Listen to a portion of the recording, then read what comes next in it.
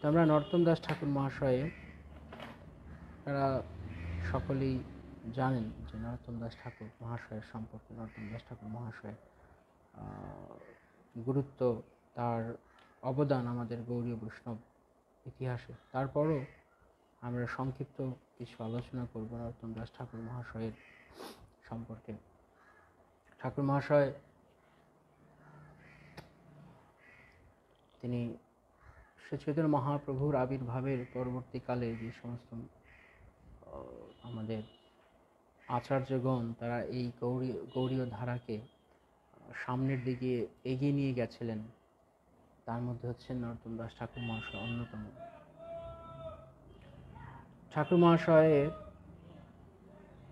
আবির্ভাব শ্রী শ্রী পিতা কৃষ্ণানন্দ দত্তর গৃহে ঠাকুর মহাশয়ের আবির্ভাব হয় পূর্ববঙ্গে, বর্তমান বাংলাদেশে খেতুরি গ্রামে। তো তারা অত্যন্ত সম্ভ্রান্ত পরিবার ছিলেন, জমিদার পরিবার ছিলেন। তো সেই সূত্রে নরোত্তম দাস ঠাকুর তিনি জমিদার পুত্র ছিলেন প্রকৃতপক্ষে।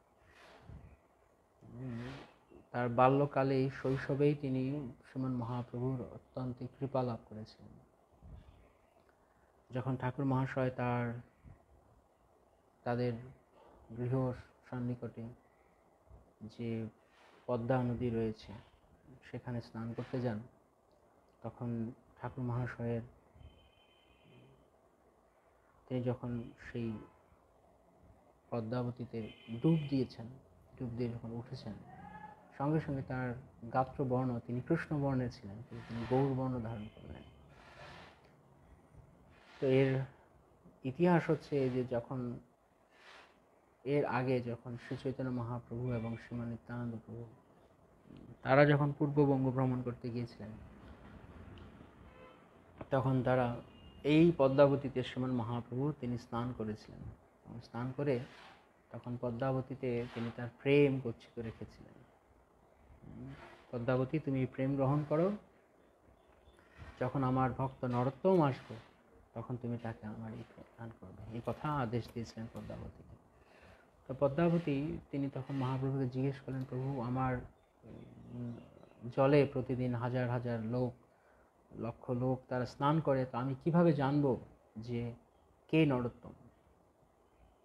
তখন মহাপ্রভু বলেছেন, যার স্পর্শে তুমি উছলি বা প্রেমে, সেই নরোত্তম দিবা প্রেম ভক্তি দান, তুমি তাকে প্রেম ভক্তি দান করবে। এই যে প্রেম আমি তোমাকে দিয়ে গেলাম, যার স্পর্শে তুমি বুঝতে পারবে যে তোমাতে অবগাহন করার সঙ্গে সঙ্গে, যার গাত্র তোমাতে স্পর্শ করার সঙ্গে সঙ্গে অনেক আনন্দে উছলে উঠবে, তখন তুমি জানবে সে হচ্ছে নরোত্তম। তখন শ্রী চৈতন্য মহাপ্রভু এই গচ্ছিত সম্পদ, প্রেম সম্পদ পদ্মাবতী অত্যন্ত যত্ন সহকারে তিনি নরোত্তম দাস ঠাকুরের জন্য তিনি সঞ্চয় করেন, তার কাছে সঞ্চিত রাখেন। পরবর্তীকালে মহাপ্রভুর আবির্ভাবের পরবর্তীকালের যারা বৈষ্ণব, তাদের মধ্যে নরোত্তম দাস ঠাকুর অন্যতম। তো নরোত্তম দাস ঠাকুর তিনি যখন পদ্মায় স্নান করতে যান, তার স্পর্শ সঙ্গে সঙ্গে, তিনি পদ্মায় নামার সঙ্গে সঙ্গে পদ্মাবতী অত্যন্ত উচ্ছলে উঠল। আর পদ্মাবতী তিনি অত্যন্ত আনন্দে উৎফুল্ল হয়ে উঠলেন। তার কাছে মনে হলো যেন স্বয়ং ভগবান শ্রী গৌরাঙ্গ মহাপ্রভু যেন তাতে অবগ্রহণ করছেন। তখন পদ্মাবতী আনন্দে হরি বল, হরি বল, হরি হরি বল, হরি হরি বল, আনন্দে বিহ্বল হয়ে পদ্মাবতী তখন নরোত্তম দাসকে তিনি প্রেম প্রদান করলেন। এই প্রেম সম্পদ তিনি নরোত্তম দাসকে দিয়ে দিলেন। সঙ্গে সঙ্গে যখন সেই প্রেম লাভ করেছেন ঠাকুর মহাশয়, তিনি যখন উঠেছেন স্নান করে, তখন সবাই দেখছে যে কৃষ্ণবর্ণের নরোত্তম গৌর রূপ ধারণ করেছে, গৌর বর্ণ হয়ে গেছে। তখন সমস্ত ভক্তেরা, আশেপাশে যারা ছিল, গ্রামবাসীরা, অধিবাসীরা, তারা সকলেই বলছে, আরে কি ব্যাপার, কি হলো, এই বালক, কৃষ্ণবর্ণ বালক, সে জলে প্রবেশ করলো আর সে এখন তার গায়ের বর্ণ পরিবর্তন হয়ে গেল। তো সেই প্রেম লাভ করার পর নরোত্তম দাসের তার হৃদয়ে, তার অন্তরে তিনি অত্যন্ত গভীর আরতি এবং অনুতাপ বিরহ অনুভব করলেন শ্রীমান মহাপ্রভুর জন্য। এবং তখন থেকে তার মধ্যে এক ধরনের প্রেমোন্মাদনা চলছে। তার আর সংসার ভালো লাগে না, গৃহ ভালো লাগে না। তিনি কখন মহাপ্রভুর কাছে যাবেন, কখন প্রভুর সান্নিধ্য পাবেন। কিন্তু প্রভু তো নেই, প্রভু জগৎ থেকে অপ্রকট হয়েছেন, তার প্রকট দেহকে তিনি তার লীলা অন্তর্ধান করেছেন। কিন্তু তিনি শুধু খেদ করেন যে কেন আমি অধম, আমি অধঃপতিত, আমি কেন গৌর নিত্যানন্দের দর্শন পেলাম না। তো যাই হোক, পরবর্তীকালে নরোত্তম দাস তিনি তার গৃহত্যাগ করে, সংক্ষেপে বলছি, অনেক অপূর্ব কাহিনী রয়েছে নরোত্তম দাস ঠাকুরের। এই গৃহত্যাগ করে তিনি সেক্ষেত্রে আসেন, নবদ্বীপ ভ্রমণ করেন এবং শেষ পর্যন্ত তিনি ব্রজে যান। ব্রজে তখন মহাপ্রভুর কৃপাভাজন গোস্বামীগণ তারা ভজন করছেন। তো সেখানে তিনি লোকনাথ গোস্বামীর কাছে মন্ত্র দীক্ষা গ্রহণ করেন। লোকনাথ গোস্বামী তিনি শ্রীমান মহাপ্রভুর অত্যন্ত প্রিয় একজন ভক্ত ছিলেন, যার নাম সচরাচর একটা শোনা যায় না। কেন, যখন দাস কবিরাজ গোস্বামী তিনি চৈতন্য চরিতামৃত রচনা করবেন, তখন লোকনাথ গোস্বামীর কাছে আশীর্বাদ নিতে যান। আর লোকনাথ গোস্বামী তখন তাকে বলেন, তুমি যদি কৃষ্ণদা, আমি তোমাকে আশীর্বাদ করবো এই শর্তে, যদি তুমি সেই গ্রন্থে আমার নাম উল্লেখ না করো। তুমি সবার কথা বলতে বলতে আমার নাম বলবে না। তা তার এত দৈন্য বোধ ছিল যে তিনি চাইতেন না যে লোকের কাছে নিজেকে জানাতে। তো নরোত্তম দাস তিনি খুঁজে খুঁজে লোকনাথ গোস্বামীকে বের করেছেন।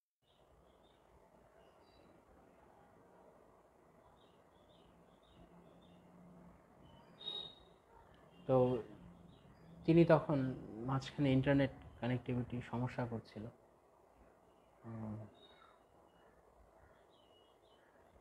এক সেকেন্ড।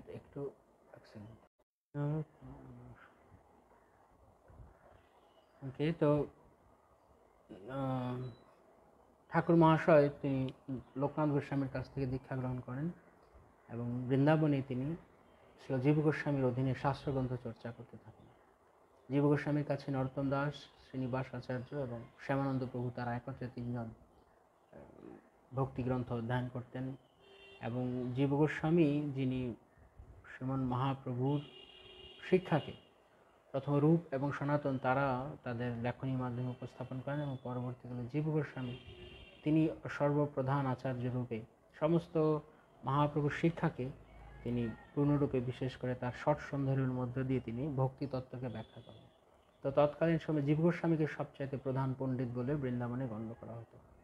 তার অধীনে এই তিনজন নরোত্তম, শ্রীনিবাস এবং শ্যামানন্দ তারা অধ্যয়ন করেন এবং পরবর্তীকালে বঙ্গে, গৌড়দেশে এবং বঙ্গদেশে এই তিন প্রধান পার্শ্বদ তারা মহাপ্রভুর বাণীকে প্রচার করেন। বিশেষ করে শ্যামানন্দ প্রভু তিনি উৎকলে এবং বঙ্গে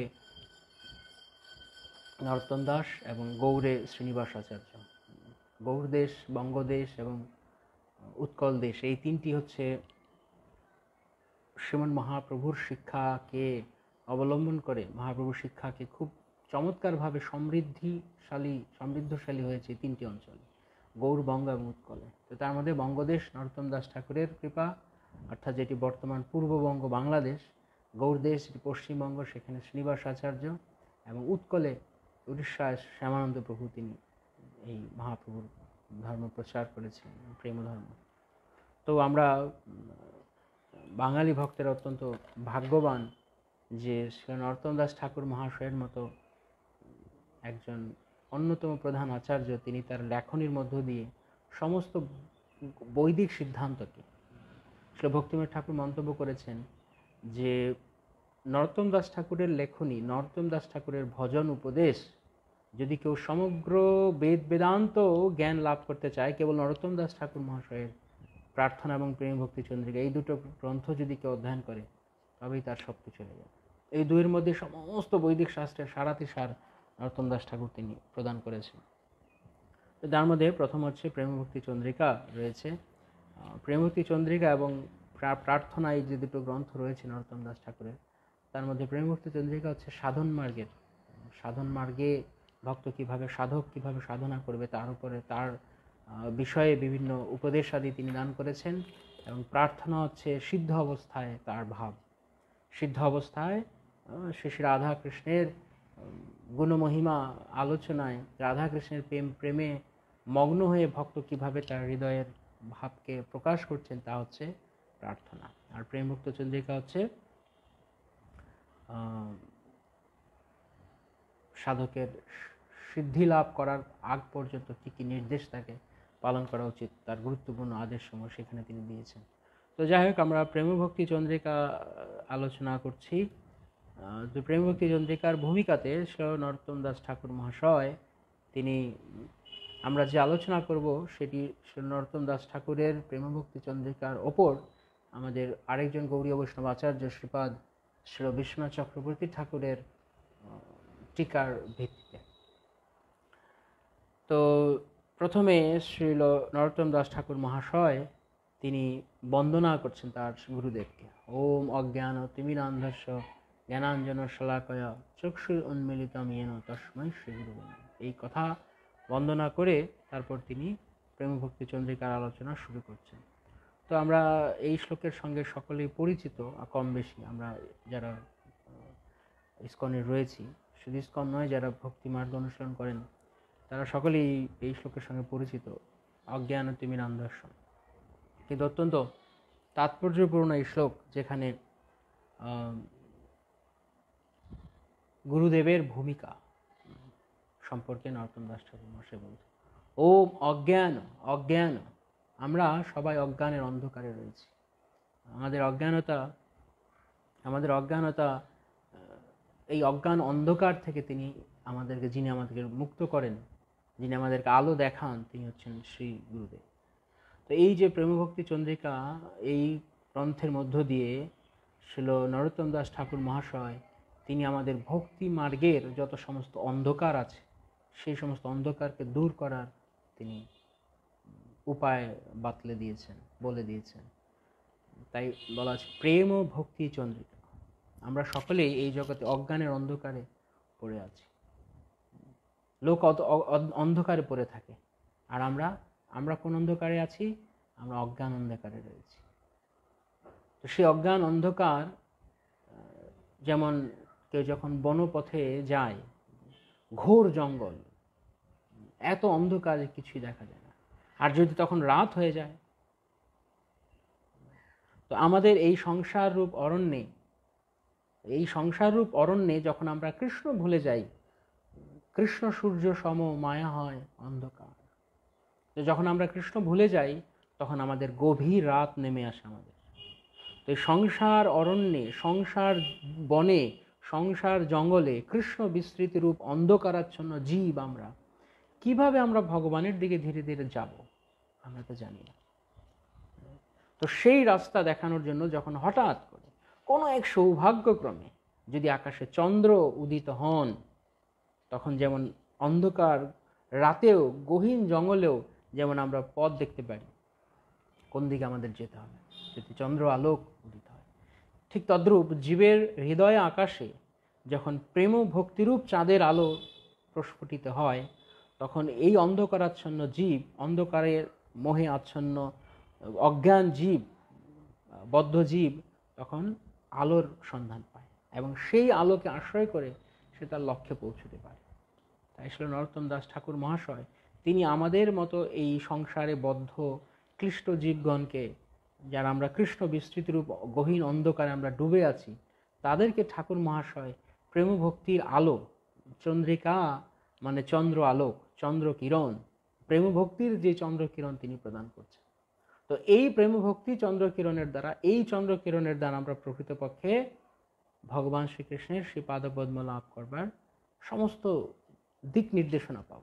যেমন চন্দ্রের আলো আমাদেরকে দিক নির্দেশ করছে বনপথে অন্ধকারে আমরা কিভাবে যাব, ঠিক তেমনি এই প্রেমভক্তি চন্দ্রিকার উপদেশসমূহ, এর যে গভীর তত্ত্ব আছে, গভীর তত্ত্ব নিহিত যে উপদেশ, সেই অপ্রাকৃত উপদেশ যদি আমরা আমাদের জীবনে গ্রহণ করি, তাহলে আমরা এই বদ্ধ দশা থেকে, অন্ধকারাচ্ছন্ন দশা থেকে আমরা মুক্তি লাভ করব। তাই জন্য প্রথমেই তিনি বলছেন অজ্ঞান তিমিরান্ধস্য জ্ঞানাঞ্জন শলাকয়া চক্ষুরুন্মিলিতম येन তস্मै শ্রী গুরুবে নমঃ। অজ্ঞানের অন্ধকারে আমরা আচ্ছন্ন রয়েছে। কোন অজ্ঞান? জ্ঞান মানে কি? জ্ঞান মানে কৃষ্ণ সম্বন্ধীয় জ্ঞান, তাকে বলা হচ্ছে জ্ঞান। এখানে জ্ঞান বলতে জড়জগতের জ্ঞানকে বলা হচ্ছে না, কৃষ্ণ সম্বন্ধীয় জ্ঞানকে বলা হয় প্রকৃত জ্ঞান। আর যখন কৃষ্ণ সম্বন্ধীয় জ্ঞান থাকে না, তখন সেই অবস্থাকে বলা হয় অজ্ঞানতা। সেই অজ্ঞানতা কি? যখন আমরা জড়বিদ্যার দ্বারা আচ্ছন্ন হয়ে থাকি, জড় মোহের দ্বারা আমরা বিমোহিত হয়ে যাই, তখন আমাদেরকে বললাম আমরা অজ্ঞান হয়ে আছি, যে এখন আমাদের অজ্ঞান অবস্থা। তো এই অজ্ঞান অবস্থায় আমরা জড়জাগতিক ভোগ বিলাসে রত, অথবা ব্রহ্মসুখ নির্বিশেষ ব্রহ্ম অনুসন্ধানে ব্যস্ত, সাধুর্য মুক্তি লাভের জন্য কর্মমার্গের অনুশীলন করছি, কর্মকাণ্ডের পথ ভালো করব, পুণ্য করে তার ফল ভোগ করব, এই সমস্ত কিছু অবিদ্যা, এই সমস্ত কিছু অজ্ঞানতা।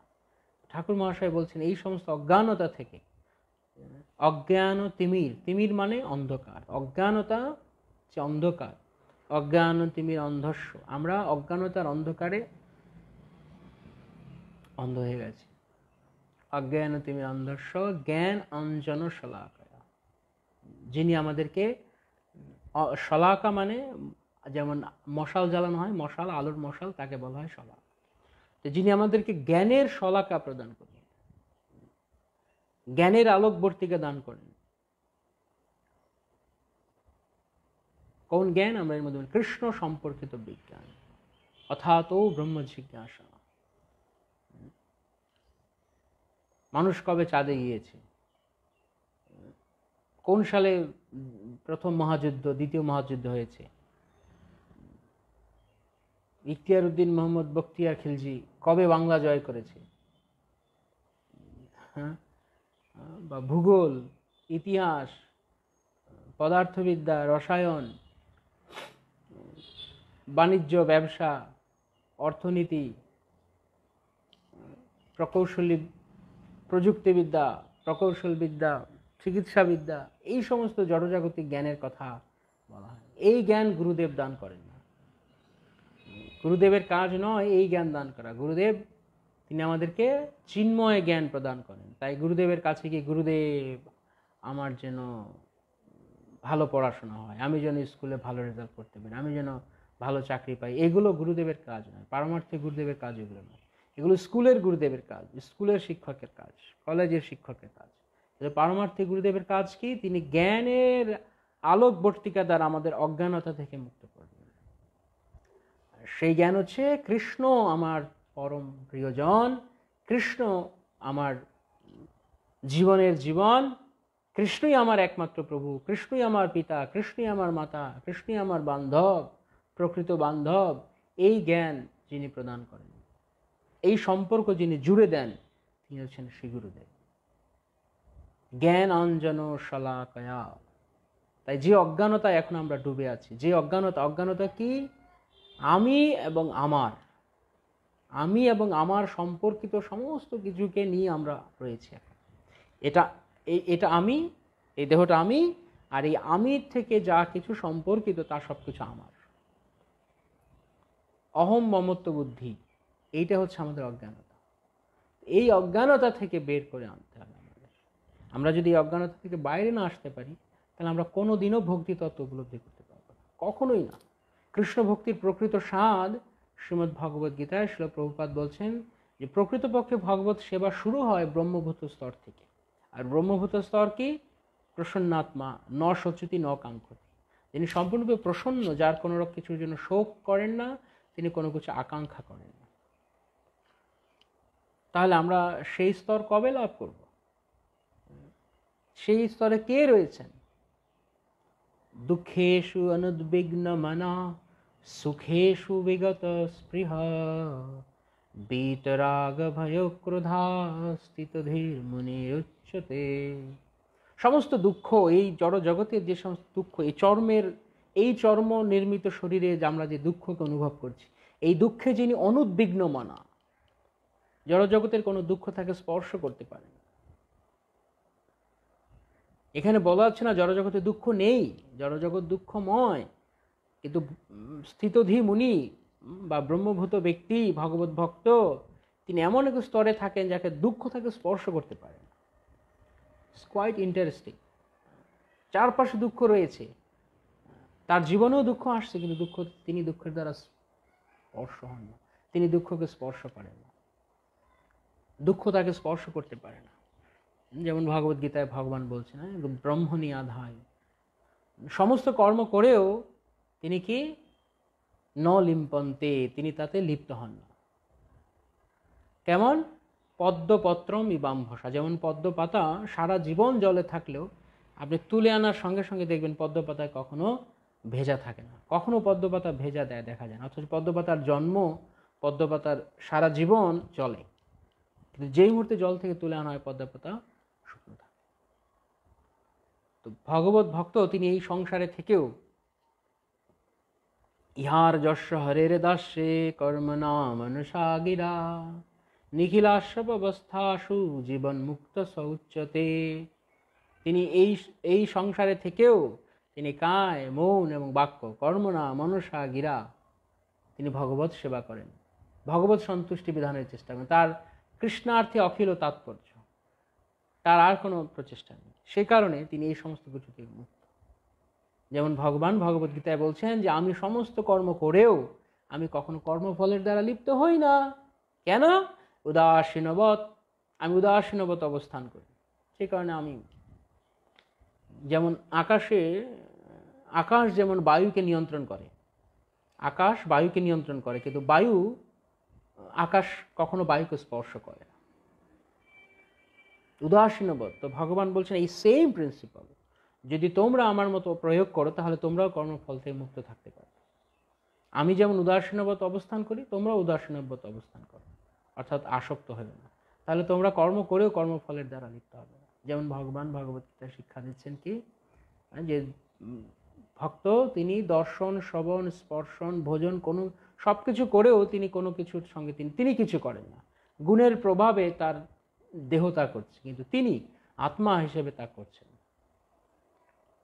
তো এই স্তরে থেকে আমাদের ভগবত ভক্তির সূচনা হবে। প্রকৃতপক্ষে বলতে গেলে ভগবত সেবা, শুদ্ধ ভগবত সেবা। তার আগে ভগবত সেবা হয় না এমন না, কিন্তু শুদ্ধ ভগবত সেবা ব্রহ্মভূত স্তর থেকেই প্রকৃতপক্ষে শুরু হবে। আমাদের সেন্সেস, আমাদের ইন্দ্রিয়গুলো যত পিওর, যত শুদ্ধ, আমাদের সেবা তত শুদ্ধ।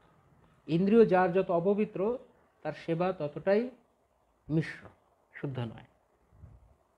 তো সেই স্তরে আমাদেরকে পৌঁছানোর জন্য কি করতে হবে?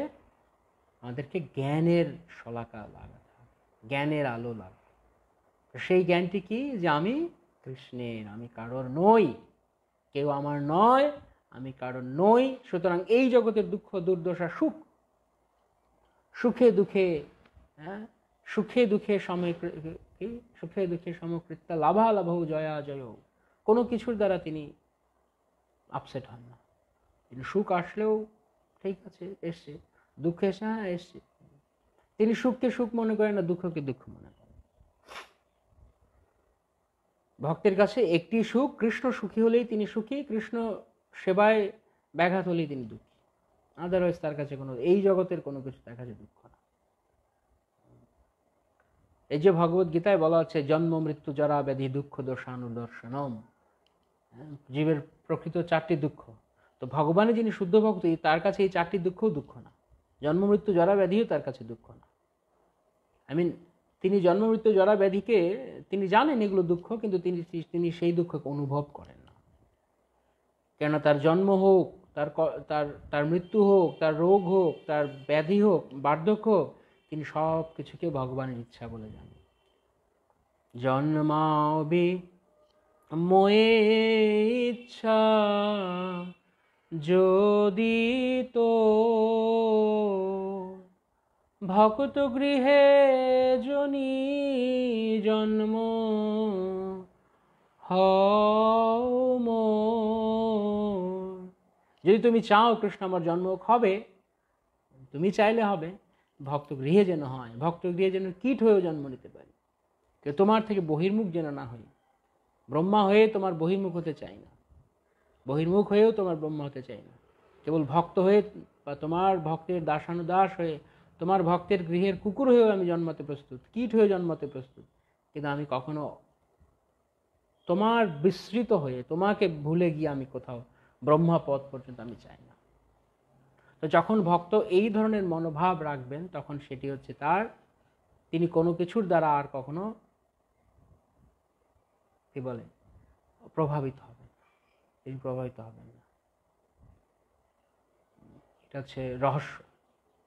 তিনি কেবলমাত্র তার কাছে বলে একটি দুঃখ, কৃষ্ণ বিস্মৃতি, কৃষ্ণকে যেন ভুলে না যাই, এই একটাই শুধু তার টেনশন, আর কিছু না।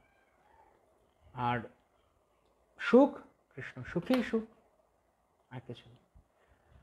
তো এইভাবে যখন আমরা অজ্ঞান অন্ধকার থেকে শ্রী গুরুদেব তিনি আমাদেরকে জ্ঞানের আলোকবর্তিকা দিয়ে আমাদেরকে উদ্ধার করবেন, জ্ঞানের শলাকা তিনি জ্বালাবেন, জ্ঞানের মশাল তিনি জ্বালাবেন, জ্বালিয়ে আমাদেরকে ভগবানের দিকে নিয়ে যাবেন।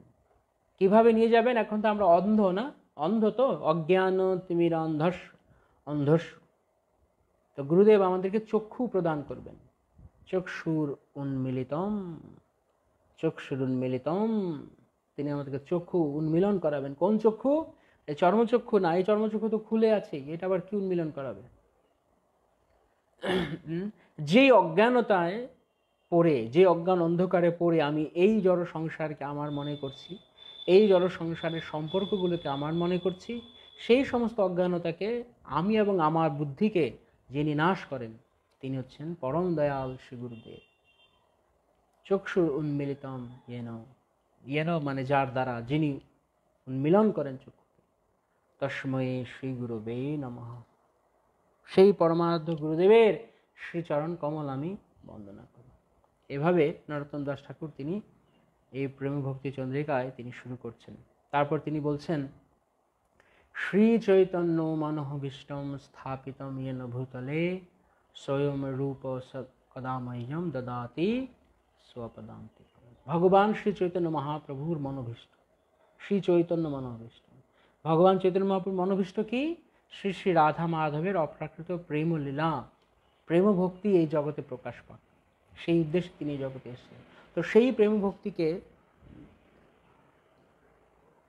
শ্রীমন মহাপ্রভু শিক্ষা দিতে চেয়েছেন জগৎ জুড়ে। এটা ছিল মহাপ্রভুর মনের অভিলাষ, মনোভীষ্ট। স্থাপিতম येन ভূতলে, যিনি এই জড় জগতে, এই জগতে, এই ভূতলে, এই ভূলোকে যিনি এই মহাপ্রভুর মনোভীষ্টকে যিনি পূরণ করছেন তিনি হচ্ছেন শ্রীরূপ গোস্বামী পাদ। তাই আমি কবে সেই শ্রীরূপ গোস্বামী পাদের পাদপদ্মর কৃপা লাভ করব, যার দ্বারা আমি শ্রী শ্রী রাধা গোবিন্দের অপ্রাকৃত প্রেম লীলার অনুভব হবে আমার।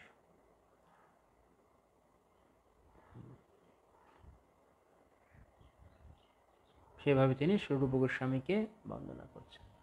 তো তারপরে তিনি শুরু করছেন তার প্রেম ভক্তি চন্দ্রিকার প্রথম ভজন। শ্রী গুরু চরণ পদ্ম কেবল ভকতি সদ্ম বন্দমুই সাবধান মতে। শ্রী গুরুদেব, শ্রী গুরু চরণপদ্ম। শ্রী, শ্রী মানে শক্তি, শক্তি তত্ত্বকে শ্রী বলা হয়। তো শ্রী গুরু, শ্রী গুরু কেন বলা হচ্ছে? শ্রী, যিনি ভগবানের সঙ্গে আমাদেরকে যুক্ত করাবেন, সেই যুক্তকারিণী যে শক্তি যিনি যুক্ত করাবেন, সেই তত্ত্ব হচ্ছেন শ্রী গুরুদেব। তাই তিনি সমস্ত ঐশ্বর্যমণ্ডিত তিনি, যেহেতু তিনি ভগবানের সঙ্গে জীবের সম্পর্ক করান। শ্রী গুরু চরণ, এখানে চরণ বলতে এক অর্থে চরণ শ্রী গুরুদেবের সাক্ষাৎ চরণকে বোঝানো হচ্ছে, অন্যদিকে চরণ বলতে বিশ্বনাথ চক্রবর্তী ঠাকুরের টিকা অনুযায়ী, যেখানে চরণ বলতে যেমন অনেক সময় চরণ শব্দটি বলা হয় না যে শিলরূপ গোস্বামী পাদ, শিল সনাতন গোস্বামী পাদ, পাদ মানে চরণ, তো কখনো কোনো ব্যক্তিকে বোঝাতেও চরণ শব্দের প্রয়োগ হয়। তো এখানে এই চরণ শব্দের দ্বারা বোঝানো হচ্ছে যিনি আমাদেরকে শ্রীকৃষ্ণের চরণে নিয়ে যাবেন তিনি হচ্ছেন শ্রী গুরুদেব। শ্রীকৃষ্ণের চরণ লাভ যিনি করান তিনি হচ্ছেন গুরুদেব। শ্রী গুরুর চরণ পদ্ম। পদ্ম কেন পদ্ম বলা হচ্ছে? কেন পদ্ম শব্দের এই শব্দটি প্রয়োগের এই অর্থ, এই তাৎপর্য যে ভগবান শ্রীকৃষ্ণের তাঁর যেই প্রেম বিলাসপূর্ণ যে দিব্য শরীর, সেই দিব্য শরীরে শ্রী গুরুদেব অত্যন্ত তিনি মাধুর্যময় এবং তিনি ভ্রমরের আস্বাদ্য। ভগবান শ্রীকৃষ্ণের চরণ কমল যেমন ভ্রমরের আস্বাদ্য, ঠিক তেমনি শ্রী গুরুদেব তিনি ভগবান শ্রীকৃষ্ণের চরণের যেন ভ্রমরের নয়। তাই শ্রী গুরু চরণ পদ্ম, শ্রী গুরুদেব তিনি হচ্ছেন ভগবানের চরণ পদ্মের মধুপানরত ভ্রমর। এবং শ্রী গুরুদেবের কৃপার মাধুর্যের দ্বারাই আমরা কেবলমাত্র ভগবানকে লাভ করতে পারি। শ্রী গুরু চরণ পদ্ম কেবল ভকতি সদ্ম। সদ্ম মানে নিবাস, আলয়, গৃহ। শ্রী গুরু চরণ পদ্ম কেবল ভকতি সদ্ম। কেবল ভকতি মানে কেবল মানে মাত্র নয়, কেবল মানে এখানে কেবলা ভক্তির কথা বলা আছে। কেবলা ভক্তি মানে জ্ঞান কর্ম সমস্ত অভিলাষ শূন্য, অন্নাভিলাষিতা শূন্যম জ্ঞান কর্মাদি অনাবৃতম আনুকূল্যেন কৃষ্ণানুশীলনম ভক্তির উত্তমা। এটি হচ্ছে কেবলা ভক্তি, যে কোনো রকমের অভিলাষ, জড় কোনো অভিলাষ নেই। শুষ্ক জ্ঞান, এই জ্ঞান, আর এখানে একটু আগে আমরা শুনলাম যে জ্ঞানের প্রয়োজন রয়েছে, তাহলে এখন কেন বলা হচ্ছে যে জ্ঞান কর্মাদি শূন্যম কেন বলা হচ্ছে?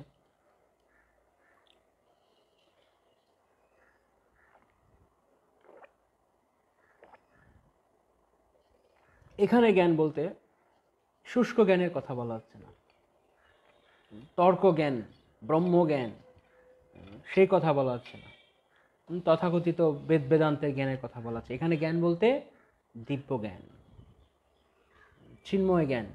চিন্ময় জ্ঞান কি এর আগে আমরা আলোচনা করেছি। কার মনে আছে চিন্ময় জ্ঞান কোনটি? চিন্ময় জ্ঞান কার মনে আছে? চিন্ময় জ্ঞান কি? কোন জ্ঞান আমরা আলোচ্য বিষয়, আমাদের জ্ঞানের আলোচ্য বিষয় কি? আমরা কি আলোচনা করব? এর আগে ব্রহ্মসংগীতে আমরা আলোচনা করেছিলাম, জ্ঞানের আলোচনা করি। ভক্তরাও জ্ঞান আলোচনা করে, আবার অভক্তরাও করে, কিন্তু আবার জ্ঞানীরাও করে, আর যারা ব্রহ্মবাদী। কিন্তু আমরা কোন জ্ঞানের আলোচনা করি? কার মনে আছে? কমেন্টস করুন দেখি কার মনে আছে, এক্স্যাক্টলি দেখি কার মনে আছে। তো জ্ঞান ও কর্মাদি অনাবৃতম। কর্ম, কোন কর্ম? যে পুণ্য কর্মের দ্বারা আমি সুখ ভোগ করব, আমি উচ্চতর লোকে যাব, আমি স্বর্গে যাব, আমি আনন্দে থাকব, বা এই জগতেই আমি ভোগ বিলাসিতাপূর্ণভাবে জীবনযাপন করব। এই যে মনোভাব, এই যে অভিলাষ, এটা হচ্ছে কর্ম। ভালো কাজ করব, দান ধ্যানাদি করব, যজ্ঞ দান তপ কর্ম করব, পুণ্য লাভ করব, বা অনেক সময় ভক্তি করতে এসেও যদি এরকম মনে হয় যে আমি ভালো গ্রন্থ বিতরণ করলাম, আমি ঠাকুরের সুন্দর পুজো করলাম, আমি আজকে 64 মালা জপ করলাম, আমি আজকে অনেক ভক্তদের বাড়িতে প্রসাদ পাওয়ালাম, আমি অনেক ভক্তকে দক্ষিণা দিলাম, প্রণামী দিলাম, আমি মন্দিরে ভগবানের জন্য ফুল ধূপকাঠি নিয়ে গেলাম, আমি মন্দির মার্জন পরিষ্কার সেবা করলাম, আমি রান্না করলাম। কৃষ্ণ সম্বন্ধীয় জ্ঞান, এক্সিলেন্ট। কৃষ্ণ সম্বন্ধীয় জ্ঞান, ধন্যবাদ। কৃষ্ণ সম্পর্কিত জ্ঞান, আমরা যে জ্ঞান এর অনুশীলন করি সেটা কৃষ্ণ সম্বন্ধী, অর্থাৎ কৃষ্ণকে জানার জন্য, কৃষ্ণকে উপলব্ধি করবার জন্য। কৃষ্ণকে কেউ এমনিতে জানতে পারে না। কৃষ্ণকে কিভাবে জানা যায়? ঈশ্বরের কৃপালেশ হয়তো যাহারে, সেই তো ঈশ্বর তত্ত্ব জানিবারে পারে। তো যখন আমরা প্রয়াস করব, প্রচেষ্টা করব আন্তরিকতা সহকারে, তখন ভগবান আমাদের ঐকান্তিক প্রচেষ্টা দেখে তিনি আমাদেরকে জানাবেন শ্রী গুরুদেবের কৃপার মাধ্যমে। তো সেই জ্ঞানের কথা এখানে বলা হচ্ছে। আর কোন কর্ম কি? এই সমস্ত যা কিছু বললাম, এই সমস্ত কর্ম করে, ভক্তি করেও যদি আমরা তার মধ্যে দিয়ে পুণ্য পাওয়ার বাসনা করি, যে আমি পুণ্য লাভ করছি, আমি মন্দির মার্জন করলাম, আমি ভগবানের জন্য ফুল তুলে নিয়ে গেলাম, আমি আজকে ভাগবত পড়লাম, আমি আজকে 64 মালা জপ করলাম, লক্ষ নাম জপ করলাম, ভক্তদের দক্ষিণা দিলাম, ভক্তদের প্রসাদ পাওয়ালাম, ইত্যাদি যা কিছু ভক্তির কিছু করেও যদি আমি পুণ্যের অভিলাষ করি, তাহলে তা কর্মের পর্যায়ে চলে যাবে, সুতরাং আমাদেরকে সাবধান হতে হবে। সমস্ত প্রচেষ্টা আমাদের ভক্তি জীবনে কেবলমাত্র, একমাত্র অনন্য চিত্তে কৃষ্ণ প্রীতি বিধান। যেমন আমরা একাদশী করছি, একাদশীর দিন অনেক মহিমা রয়েছে একাদশী, রাইট? অনেক কথা শোনা যায় একাদশী সম্পর্কে। একাদশীতে বাজপেয় যজ্ঞের ফল লাভ, অশ্বমেধ যজ্ঞের ফল লাভ, কোটি রাজস্ব যজ্ঞের ফল লাভ, কত কথা শোনা যাচ্ছে। কিন্তু আমরা কি এই কারণে একাদশী করব? আমাদের একাদশী করার অর্থ কি এই যে আমরা এই পুণ্য ফল চাই? একাদশীর মাহাত্ম্য শ্রবণ করলে, একাদশীর মাহাত্ম্য পাঠ করলে এই লাভ হবে, ওই লাভ হবে, তাই বলে আমরা করব? এই শিক্ষা কিন্তু আমাদেরকে দেওয়া হচ্ছে। এগুলো বাইরের লোকদের আকর্ষণ করার জন্য একাদশী। এই জন্য অনেকে একাদশীর দিন একাদশীর মাহাত্ম্য পড়বার জন্য বা একাদশীর কি লাভ হলো, কি করলাম আজকে একাদশী করে, কি ফল পেলাম, তা জানার জন্য ব্যতিব্যস্ত হয়। হ্যাঁ, একাদশী ভগবানের প্রীতিবিধানের জন্য। যদি ভগবান প্রীত হয়েছেন তো সব ঠিক আছে, ভগবান প্রীত হননি তো আমি অনেক কিছু করেছি, তাতে কি লাভ? তাতে কি লাভ? কৃষ্ণ প্রীতি, কৃষ্ণ সুখ তাৎপর্য হলো কিনা? আমার আমার কোটি বাজপেয় যজ্ঞের ফল লাভ হলো, আমার অশ্বমেধ যজ্ঞের ফল লাভ হলো, কিন্তু কৃষ্ণ খুশি হলো? ভক্তির তো আনুষঙ্গিক ফল, ভক্তির তো গৌণ ফল এমনিতেই আছে, সে তো থাকছে। কিন্তু যদি ভগবান প্রীত না হন, কৃষ্ণ প্রীতি তাতে না হয়, তাহলে তা দিয়ে খুব একটা কাজ হবে না। সেই সেই একাদশী ব্রত হোক, সেই নাম জপ হোক, সেই বৈষ্ণব সেবা হোক, সেই গ্রন্থ বিতরণ হোক, সেই প্রচার হোক, সেই নাম সংকীর্তন হোক, হোয়াট এভার, কিন্তু যদি কৃষ্ণ প্রীতি বিধানের মনোভাব আমাদের না থাকে, তাহলে তার কোনো লাভ নেই। এই কথা অত্যন্ত গুরুত্বপূর্ণ। আমাদের ভক্তেরা অনেক সময় এই একটা খুব ছোট কিন্তু খুব গুরুত্বপূর্ণ পয়েন্ট তারা মিস করে, অনেকে জানে না এই কথা। সেজন্য আমরা চাই এরকম কথা সব জায়গায় শেয়ার হোক, তারা জানুক প্রকৃতপক্ষে যে ভক্তি কেন করছে। শতকরা 98% ভক্তই এটি জানে না, অথবা জানলেও তাদের সাবকনশিয়াস মাইন্ড তাদেরকে এই কথা চিন্তা করে না। তাদের সাবকনশিয়াস মাইন্ডে এই কথা থাকে যে না, আমরা ভক্তি করছি, লাভ হবে। কি লাভ হবে, কি লাভ না হবে, we don't care for any profit. আমরা প্রফিট করতে ভক্তি জীবনে আসিনি, এই কথা ভালো করে বুঝতে হবে। যদি আমরা শুধু লাভের চিন্তাই করি, তাহলে আমরা ভক্তি কিভাবে করব? জীবনের একমাত্র গন্তব্য, যে জীবনের একমাত্র অর্থ, প্রহ্লাদ মহারাজ বলছেন অধ্রুবম অর্থদম, এই মনুষ্য জীবন তদপি দুর্লভম অধ্রুবম অর্থদম, যদিও তা অধ্রুব, অনিত্য, কিন্তু তা অর্থদম। অর্থদম মানে তা অত্যন্ত অর্থ প্রদান করে। কোন অর্থ প্রদান করে? পয়সা অর্থ, টাকা না। এই জীবন অর্থদম, অর্থপূর্ণ এই জীবন। কি অর্থ? এই জীবনের অর্থ কি?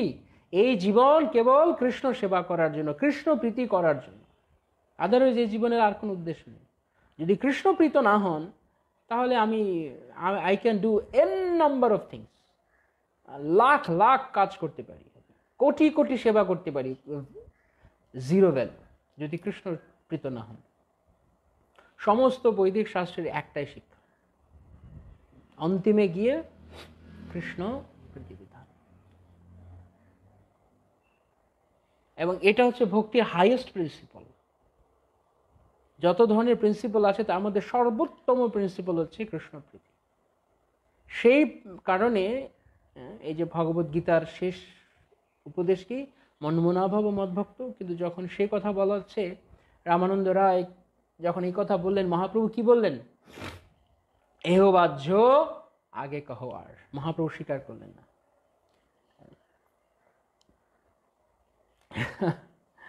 Interesting point, right?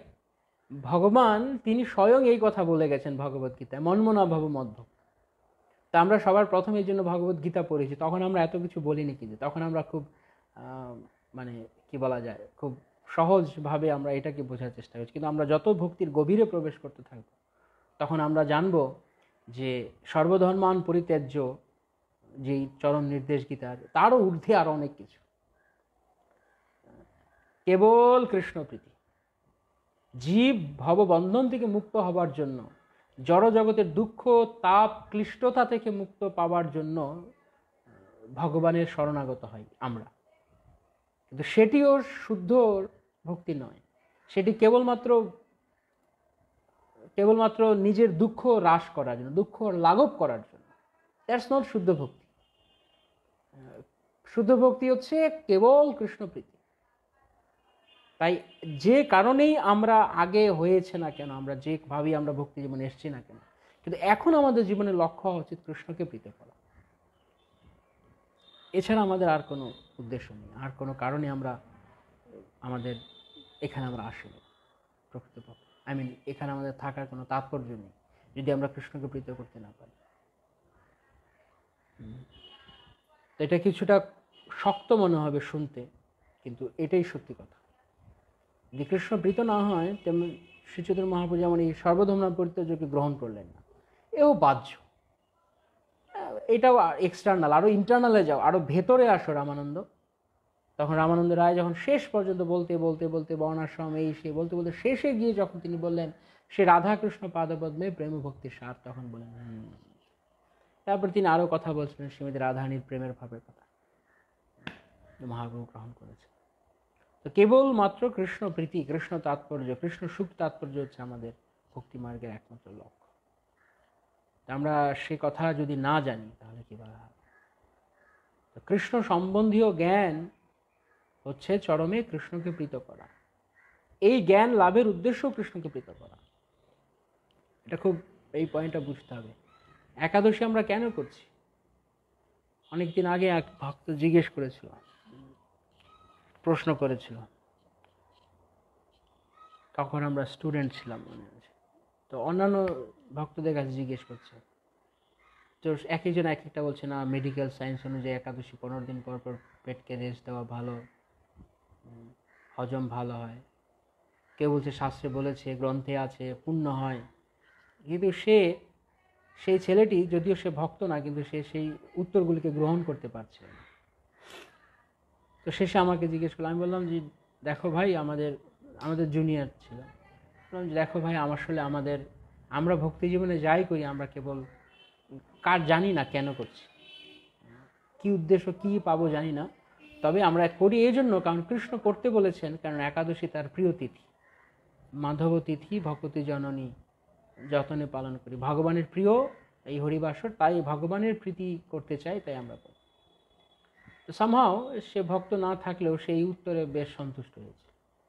বলছে হ্যাঁ, এটা হচ্ছে অনেকটা নিঃস্বার্থপর উত্তর শোনা যাচ্ছে, কিছু ফল পাওয়ার জন্য একাদশী করা। তাই জন্য অনেক সময় অনেকে বলে না যে একাদশীতে কি খাবো কি না খাবো চিন্তা করে অনেকে।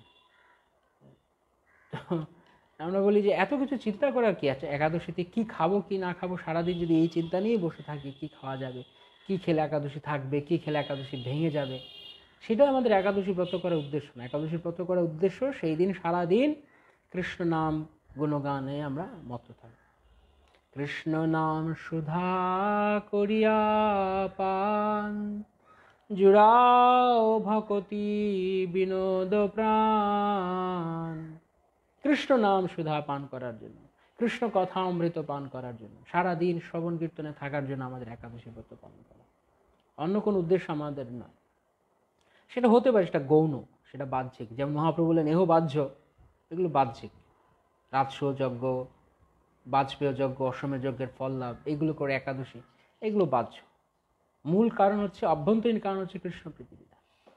যে কোনো কিছু ভক্তি জীবনে, যে কোনো কিছুর মূল কারণ হচ্ছে কৃষ্ণ প্রীতি বিধান। এর মধ্যে যদি সামান্যতম যদি আমাদের নিজের ভালো লাগে, নিজের আনন্দ লাগে, তাই করছি, এটা ভক্তি হিসেবে ভগবান গ্রহণ করবেন, কিন্তু দ্যাট ইজ নট পিওর ভক্তি। আমার ভালো লাগে তাই করছি, এটাও শুদ্ধ ভক্তি নয়, এটাও শুদ্ধ ভক্তি নয়। কৃষ্ণ সুখ, যদি আমরা এটাকে একটু গভীরভাবে চিন্তা করি, গোপিকারা তারা যখন ভগবান শ্রীকৃষ্ণের জন্য তারা কত কিছু করছে, তো কথা শুনে কি মনে হচ্ছে? গোপিকাদের কথা শুনে কি মনে হচ্ছে? যে গোপিকারা কৃষ্ণকে বলছে, না তুমি আমাদেরকে এরকম অবহেলা করছো, আমরা এরকম এসছি, এখন তুমি মুরলীর ধ্বনি করে আমাদেরকে নিয়ে এসছো। তারপর গোপিকারা অনেক ভাবে ভগবানকে, কৃষ্ণকে, তারা প্রাণনাথকে অনেক কিছু বললেন। বা যেহেতু আমরা এখন যেমন আমরা দেখছি, আমরা শুনছি আলোচনা, যেমন আমরা বলছি যে কেবল কৃষ্ণ প্রীতি, তো তাহলে কেন গোপীরা তারা কৃষ্ণকে বললেন যে তুমি নিষ্ঠুর, তুমি কেন বৃন্দাবনে আসছো না, তুমি কেন দ্বারকা মথুরায় থাকছো, কেন তুমি বৃন্দাবনে আসছো না? তো তাহলে কি গোপীরা তারা নিজের অভিলাষ চাইতেন? ব্রজবাসীরা তারা আত্ম ইন্দ্রিয় প্রতিবাঞ্ছার জন্য কৃষ্ণকে চাইতেন? না না না না না, এই জায়গাটা ভালো করে বুঝতে হবে। যখন আমরা এই কথা শুনি, তখন যদি আমরা আবার গোপীদের কথা শুনি যে তারা কিভাবে চাইছেন ভগবান সবসময় তাদের সঙ্গে থাকে, না, কেননা ভগবান চান যে তারা এইভাবে ভগবানকে বলুক, তাই জন্য তারা বলেন। তাদের কি দরকার পড়েছে? যদি এই জগতে আমরাই, আমাদের মধ্যেই কেউ না কেউ শুদ্ধ ভক্ত হতে পারে বা সেই স্তরে যেতে পারে, ব্রহ্মভূত স্তর পার করে শুদ্ধ ভক্তের স্তরে, তাহলে গোপিকারা কি সেই স্তরে নেই? অবশ্যই আছে। তাহলে তারা এমনভাবে কথা বলছেন কেন, যেন তাদের মনে হচ্ছে তারা যেন জড়জাগতিক প্রেমের সম্পর্কের মতো তারা ভগবানকে চাইছেন? কেন? এটা কখন আমরা ভেবেছি? ভক্তি মানে কেবল কৃষ্ণ প্রীতি। সেখানে গোপিকারা কৃষ্ণকে কত কথা বলছেন, তুমি কেন আমাদের ছেড়ে চলে যাচ্ছ? হ্যাঁ, যে যাচ্ছে তো যাক না, কি আছে, কৃষ্ণ সুখ তাৎপর্যই তো বড় জিনিস। কেন বলছেন? কেননা সত্যিকার অর্থে কৃষ্ণ চান তারা সেভাবে বলুক।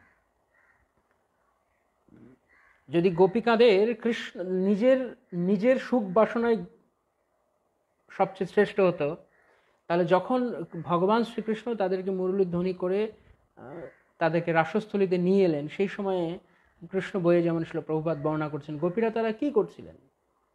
তারা কেউ চোখে কাজল পরছেন, কেউ বা সন্তানকে মাতৃ দুগ্ধ স্তন পান করাচ্ছেন, কেউ বা হয়তো বাড়ির রান্নায় মাত্র উনুনে মাত্র জাল দিয়েছে, কেউ বা হয়তো তারা মাত্র কাপড় পরছে, ভগবানের কাছে যাবেন, ভগবানের কাছে যাবেনই মনোবিলাসে। কেউ হয়তো এক কানে দুল পরেছে, আরেক কানে এখনো পড়েনি। কেউ এক চোখে কাজল পরেছে, আরেক চোখে কাজল পড়েনি। তো সেই রকম পরিস্থিতিতে যখন ভগবান তাদেরকে আহ্বান করলেন, তৎক্ষণাৎ গোপিকারা কি করলেন? ওখানে বসে থাকলেন, বসে গোছগাছ করলেন, সাজুগুজু করলেন? না। এখান থেকে বোঝা যায় তার আত্ম ইন্দ্রিয় প্রীতি বাঞ্ছায় নেই। এই জগতে কে আছে এরকম, যদি কেউ কাউকে ডাকে, যদি জড়জাগতিক যেরকম স্ত্রী পুরুষের সম্পর্ক, কোনো কেউ হয়তো কারো জন্য ওয়েট করছে, এই তাড়াতাড়ি করো, চলো চলো যেতে হবে, সে কি বলবে? দাঁড়াও, আরো 1 ঘন্টা লাগবে, আরো আধা ঘন্টা লাগবে, সাজগোজ হয়নি, রেডি হয়নি। আত্মেন্দ্রিয় প্রীতি বাঞ্ছা। আমি যাকে ভালোবাসছি তার প্রীতি নয়, আমার প্রীতি। খুব গভীরভাবে এটা বোঝার চেষ্টা করুন, কথাগুলো বুঝতে পারছেন কিনা?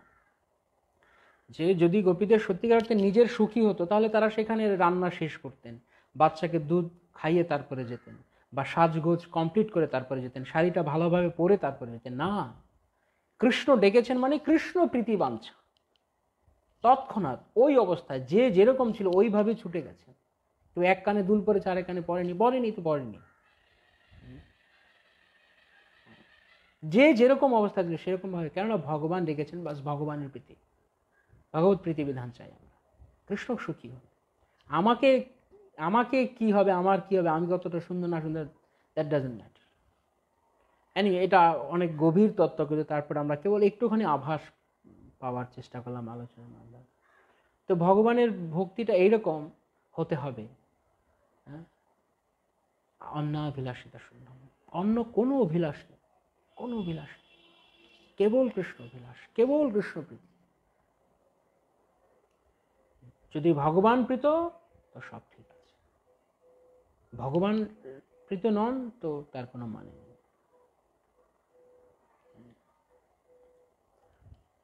তো এইভাবে এই জন্য বলা হচ্ছে না যে রম্মা কাচিদ উপাসনা ব্রজবধূ বর্গেন যা কল্পিতা, সেইভাবে ভজন করো যেভাবে ব্রজবাসীরা, বিশেষত ব্রজ গোপিকারা, তারা কৃষ্ণকে ভালোবেসেছিলেন।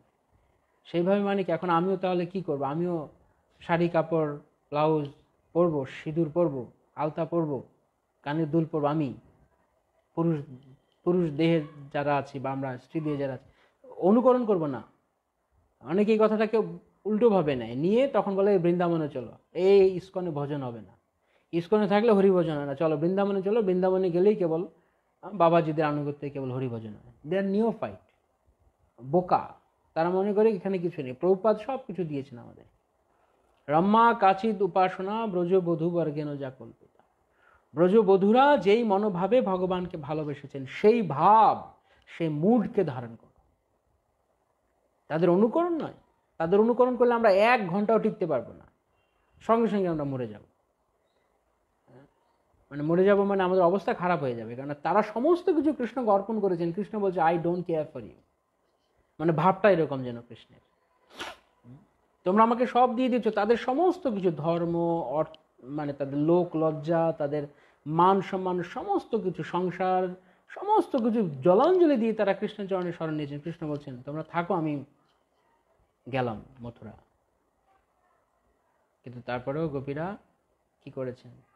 শুধু অতটুকু অনুকরণ করলে হবে না যে গোপীদের মতো শুধু সাজগোজ করলাম আর সেরকম ভাব নিলাম।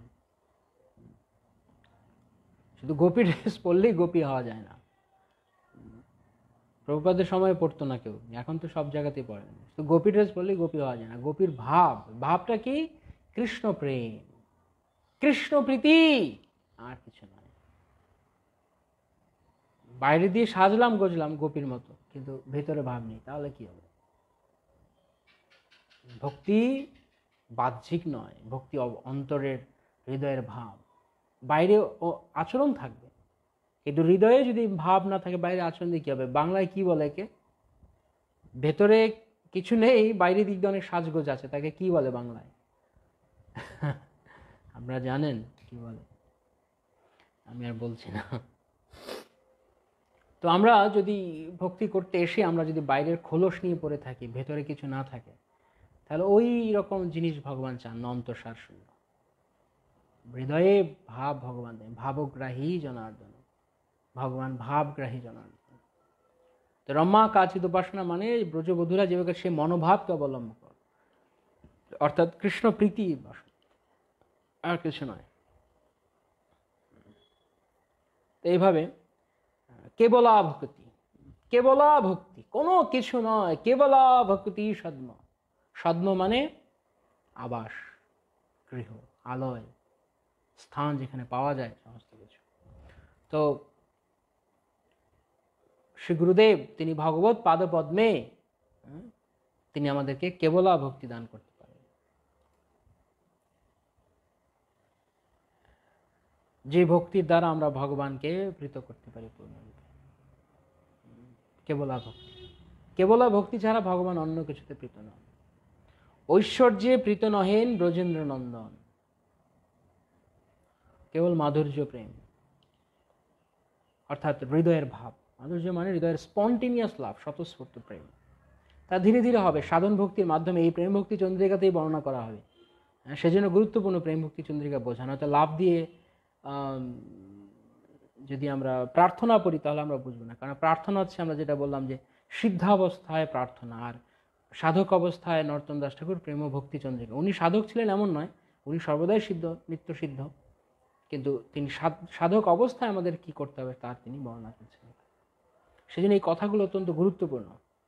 তাই যদি আপনারা মনে করেন আর অন্যান্য ভক্তদের এই কথা জানা দরকার, তাহলে তাদের সঙ্গে এই কথা শেয়ার করুন, যেন তারা জানতে পারে অ্যাটলিস্ট। অনেক সময় আমরা ভাবি যে আমরা করতে পারবো না, আমাদের কষ্ট, মানে আমাদের কঠিন মনে হচ্ছে। সে কঠিন মনে হচ্ছে অন্য কথা, কিন্তু জানতে তো দোষ নেই না। যদি আমি নাই জানি যে আমি যাবোটা কোথায়, তাহলে আমি কি করব? আমি কোথায় যাব যদি তা নাই জানি, আমি কোন বাস ধরবো, কোন ট্রেন ধরবো, আমি তো তাই বুঝবো না, কারণ আমি তো জানি না আমি কোথায় যাচ্ছি, আমার জানাই নেই। তা আমার লক্ষ্য কি ভক্তি জীবনে, আমি কোথায় গিয়ে আমাকে পৌঁছতে হবে, কোন কোয়ালিটির ভক্তি আমার দরকার। ভক্তি কোয়ালিটি আছে, সব কিছুর জগতে কোয়ালিটি আছে, ভক্তির নেই? ভক্তিও আছে। আর শাস্ত্র হচ্ছে কোয়ালিটি অ্যাসিউরেন্স। যেমন বিভিন্ন কোম্পানিতে কোয়ালিটি অ্যাসিউরেন্স ডিপার্টমেন্ট থাকে, সাধু গুরু শাস্ত্র এনারা হচ্ছেন কোয়ালিটি অ্যাসিউরেন্স ডিপার্টমেন্ট। যে সাধু গুরু শাস্ত্র যখন এক সিদ্ধান্ত দেবে তখন ভক্তির কোয়ালিটি আছে কিনা। সেই জন্য আমাদের এই এই কথা আমাদের শ্রবণ করা উচিত। যদি আমরা আমরা মানে শক্ত কথা শুনতে চাই না, নরম নরম কথা ভালো লাগে। কিন্তু ভালো লাগলেই তো আর হবে না। ভাজা পোড়া খেতে কার না ভালো লাগে, কিন্তু ভাজা পোড়ায় কাজ হবে? খেলে পেট খারাপ করবে। যা খেলে পেটের জন্য ভালো তা আমরা খাবো না। প্রেয় আর শ্রেয়, মনে আছে আপনাদের? প্রেয় আর শ্রেয়। আমি কিছু প্রশ্ন জিজ্ঞেস করছি কিন্তু আপনারা কেউ কিছু উত্তর দিচ্ছেন না। যখন একটু আগে বললাম যে যার ভেতরে কিছু নেই বাইরের দিক দিয়ে অনেক সাজগোজ আছে, কি কেউ কিছু বলছে না তো দেখছি। ওপর দিয়ে, ও আচ্ছা আচ্ছা, কেউ বলেছেন ওপর দিয়ে ফিটফাট, ভেতরে সদরঘাট। আসলে মাকাল ফল আছে যার বাইরে সুন্দর ভেতরে কিছু নেই। আমরা একটা মাকাল ফল হয়ে যাব যদি আমাদের হৃদয়ে ভক্তি না থাকে, ভগবানকে প্রেম করার বাসনা না থাকে, কেবল বাহ্যিকতা দেখানো ভক্তি, তাহলে কাজ হবে না। তাই এগুলো খুব গুরুত্বপূর্ণ কথা রয়েছে, আমাদেরকে শুনতে হবে এবং অন্যদের সঙ্গে শেয়ার করতে হবে, যাতে তারা সেই কথাগুলো বুঝতে পারেন আমরা কি করছি ভক্তি জীবনে। আসলে কি আমরা কি সঠিক ডিরেকশনে হাঁটছি না আমরা অন্যদিকে যাচ্ছি? যদি বহুদিন সাধন ভজন করার পর দেখি আমি অনেক দূর, আমি একই ব্যাপার, আমার কি, আমি এতদিন কি করলাম, আমি উল্টো দিকেই শুধু হাঁটতে শুরু করেছি। কারণ ভক্তির অনেক উপশাখা আছে, সেগুলো দেখেও ভক্তির মতোই মনে হয়, তো সেদিকেই আমরা অনেক দূর হয়তো চলে গেছি, কে জানে। সঠিক দিকে না গিয়ে ভুল দিকে বেশি চলে গেছে, রং ডিরেকশনে আমরা ডাবল পথ চলে গেছি। তো জানা দরকার অ্যাটলিস্ট আমাদের গন্তব্য কি। কেবলা ভক্তি, আমরা কেবলা ভক্তি লাভ করতে চাই। কারা কারা কেবলা ভক্তি লাভ করতে চান? কায় মনোবাক্যে এই বাসনা অন্তত করেন, ঠিক আছে হয়তো বাহ্যিকভাবে পারছে না, তো বাসনা, কায় মনোবাক্যে অন্তত বাসনা আছে। কারা কারা চান এরকম? হরি বল, হরি বল, হরি বল, হরি হরি বল। অন্তত বাসনা করুন কৃষ্ণ পাদপদ্মে, গুরুদেবের পাদপদ্মে, নিশ্চয়ই তারা। যদি আমরা এত জড় বাসনা করি তো কৃষ্ণ শুনেছে, তাহলে কি হৃদয়ের একটা আন্তরিক ঐকান্তিক বাসনা কৃষ্ণ গ্রহণ করবেন? অবশ্যই গ্রহণ করবেন। কিন্তু আমাদের সমস্যা হচ্ছে আমরা গ্রহণই করতে চাই না। কেন? এই বাসনা যদি আমরা করি তাহলে আমাদের সর্বনাশ হয়ে যাবে।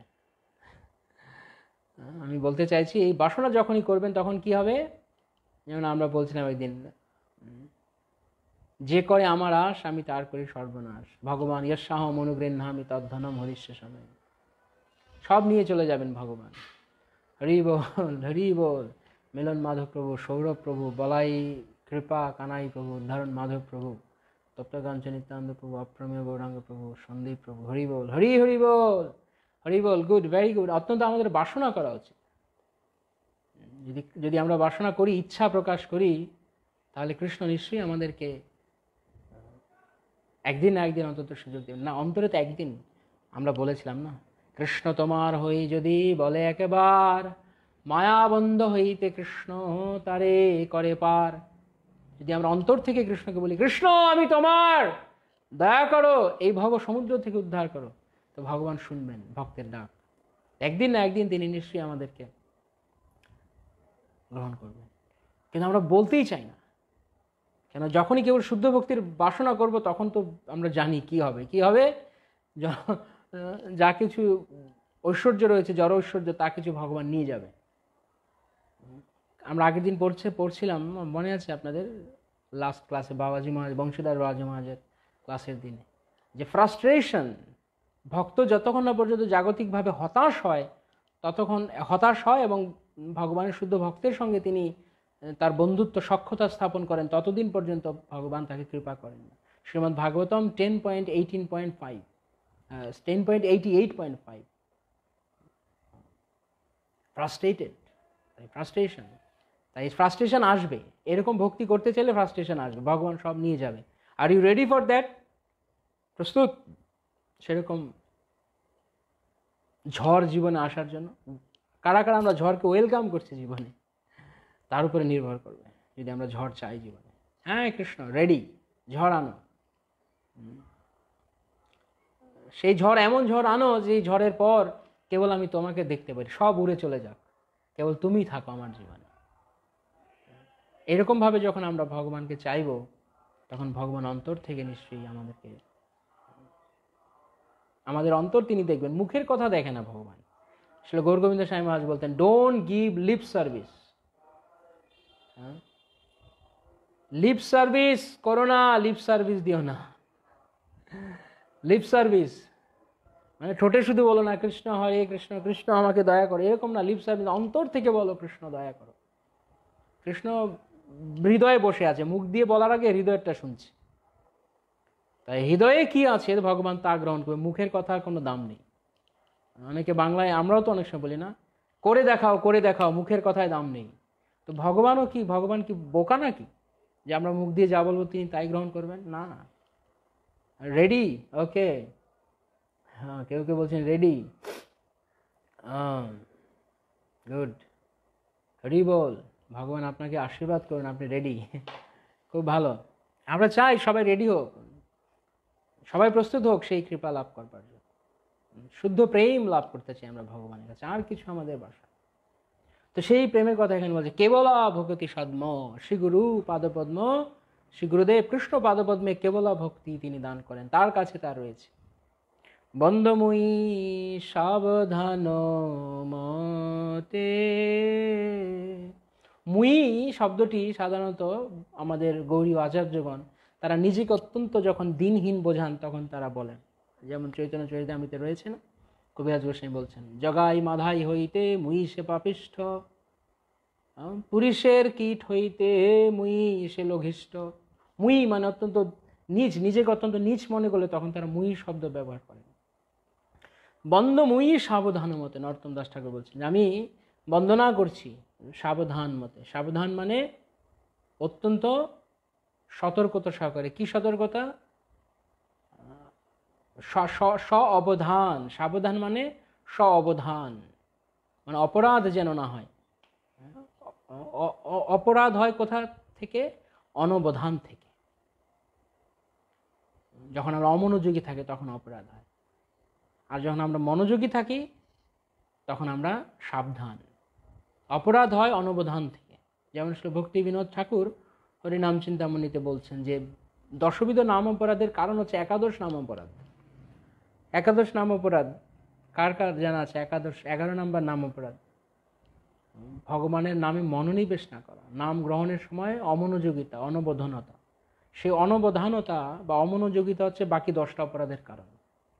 তা আমরা যখন শ্রী গুরু চরণের আমরা যখন বন্দনা করব, শ্রী গুরুদেবের যখন আমরা বন্দনা করব, তখন আমরা যদি জ্ঞান কর্ম যোগ ইত্যাদি সতর্কতা সহকারে আমরা যদি সেগুলোকে দূরে না ঠেলি, আমরা যদি অবধান না থাকে, স্ব অবধান যদি না হয়, সাবধান যদি আমরা না হই, তাহলে আমরা গুরু কৃপা লাভ করতে পারব। সাবধান মতে যাহার প্রসাদে ভাই এ ভব তরিয়া যায়, কৃষ্ণ প্রাপ্তি হয় যাহা হইতে। যাহার প্রসাদে ভাই এ ভব তরিয়া যায়, যার কৃপায় যার দয়া হলেই আমরা কেবলমাত্র। প্রসাদ মানে প্রসন্নতা। কথাগুলো নরোত্তম দাস ঠাকুর অত্যন্ত একটা আচার্যগণের কথায় আমরা এর আগে আরেকদিন আলোচনা করছিলাম। শাস্ত্র কথা কোনো অসংলগ্ন কথা নয়, প্রত্যেকটি শব্দ প্রত্যেকটি অক্ষর এমনভাবে সেট করা যে প্রত্যেকটার সঙ্গে প্রত্যেকটা লিঙ্ক আছে এবং তার মধ্যে গভীর তাৎপর্য আছে। প্রতিটি কথা অত্যন্ত তাৎপর্যপূর্ণ। আমাদের মতো ফালতু তারা লিখে না। আমরা যেমন এই জগতে যারা সোকল্ড কবি সাহিত্যিক তারা লিখছে, যেমন একজন লিখেছে পূর্ণিমার চাঁদ যেন ঝলসানো রুটি, ক্ষুধার রাজ্যে পৃথিবী গদ্যময়। এটা কি হলো? এটার কোনো মানে হলো? তো শ্রীল প্রভুপাদ তিনি প্রায় সময় জড়জাগতিক কবি সাহিত্যিকদের উদাহরণ দিয়ে বলতেন এটা সব ননসেন্স, যা লিখছে তার কোনো মাথামুন্ডু নেই। কিন্তু যদি কেউ আচার্যগণের কথা, নরোত্তম দাস ঠাকুর, ভক্তিমোহন ঠাকুর, তাদের কথা পড়বে, প্রত্যেকটি কথা প্রতিটি শব্দ অত্যন্ত তাৎপর্য। যাহার প্রসাদে ভাই, প্রসাদ প্রসাদ প্রসাদ প্রসাদ বলেনি যাহার দীক্ষায় ভাই, হ্যাঁ, যে দীক্ষা দিলেই যাহার প্রসাদে ভাই। প্রসাদ মানে প্রসন্নতা, প্রসন্নতা থেকে প্রসাদ হয়। কি বললাম? প্রসন্নতা থেকে প্রসাদ হয়। যে যখন কেউ প্রসন্ন হন তখনই তার প্রসাদ আপনা আপনি লাভ হয়। না গুরুদেব গুরুদেব আমাকে কৃপা করুন, আমাকে কৃপা করুন বলে বলে ওলহান দেওয়ার কিছু কারণ নেই, তাতে কিছু হবে না। যখন প্রসন্ন হবেন তিনি আমাদের সেবায়, তখন প্রসাদ লাভ হবে। প্রসাদে কি হবে? প্রসাদে সর্বদুঃখানাম হানিরস্যপজায়তে, ভগবদ গীতায় ভগবান যে প্রসাদে সমস্ত দুঃখ দূর হয়ে যাবে। যাহারও প্রসাদে ভাই এই ভব তরিয়া যায়, এই যে ভব সংসার, দুঃখময় সংসার, আমরা উত্তীর্ণ হতে পারবো গুরুর প্রসন্নতায়, গুরুর কৃপায়। প্রসন্নতা, তাহলে গুরুর প্রসন্নতা কোথা থেকে হবে, কি করতে হবে? ওকে, আপনাদের কাছে প্রশ্ন, আপনারা যারা রয়েছেন 56 জন অনলাইনে, গুরু কি করলে গুরুদেব প্রসন্ন হবেন? কি করলে গুরুদেব প্রসন্ন হবেন? কি করতে হবে আমাকে? আলটিমেটলি আমাকে কি করতে হবে যার কারণে গুরুদেব প্রসন্ন হবেন? আলটিমেটলি আমাকে কি করতে হবে যার দ্বারা গুরু প্রসন্ন হবেন? তাহলে তিনি প্রসন্ন হলেই তখন প্রসাদ লাভ হবে।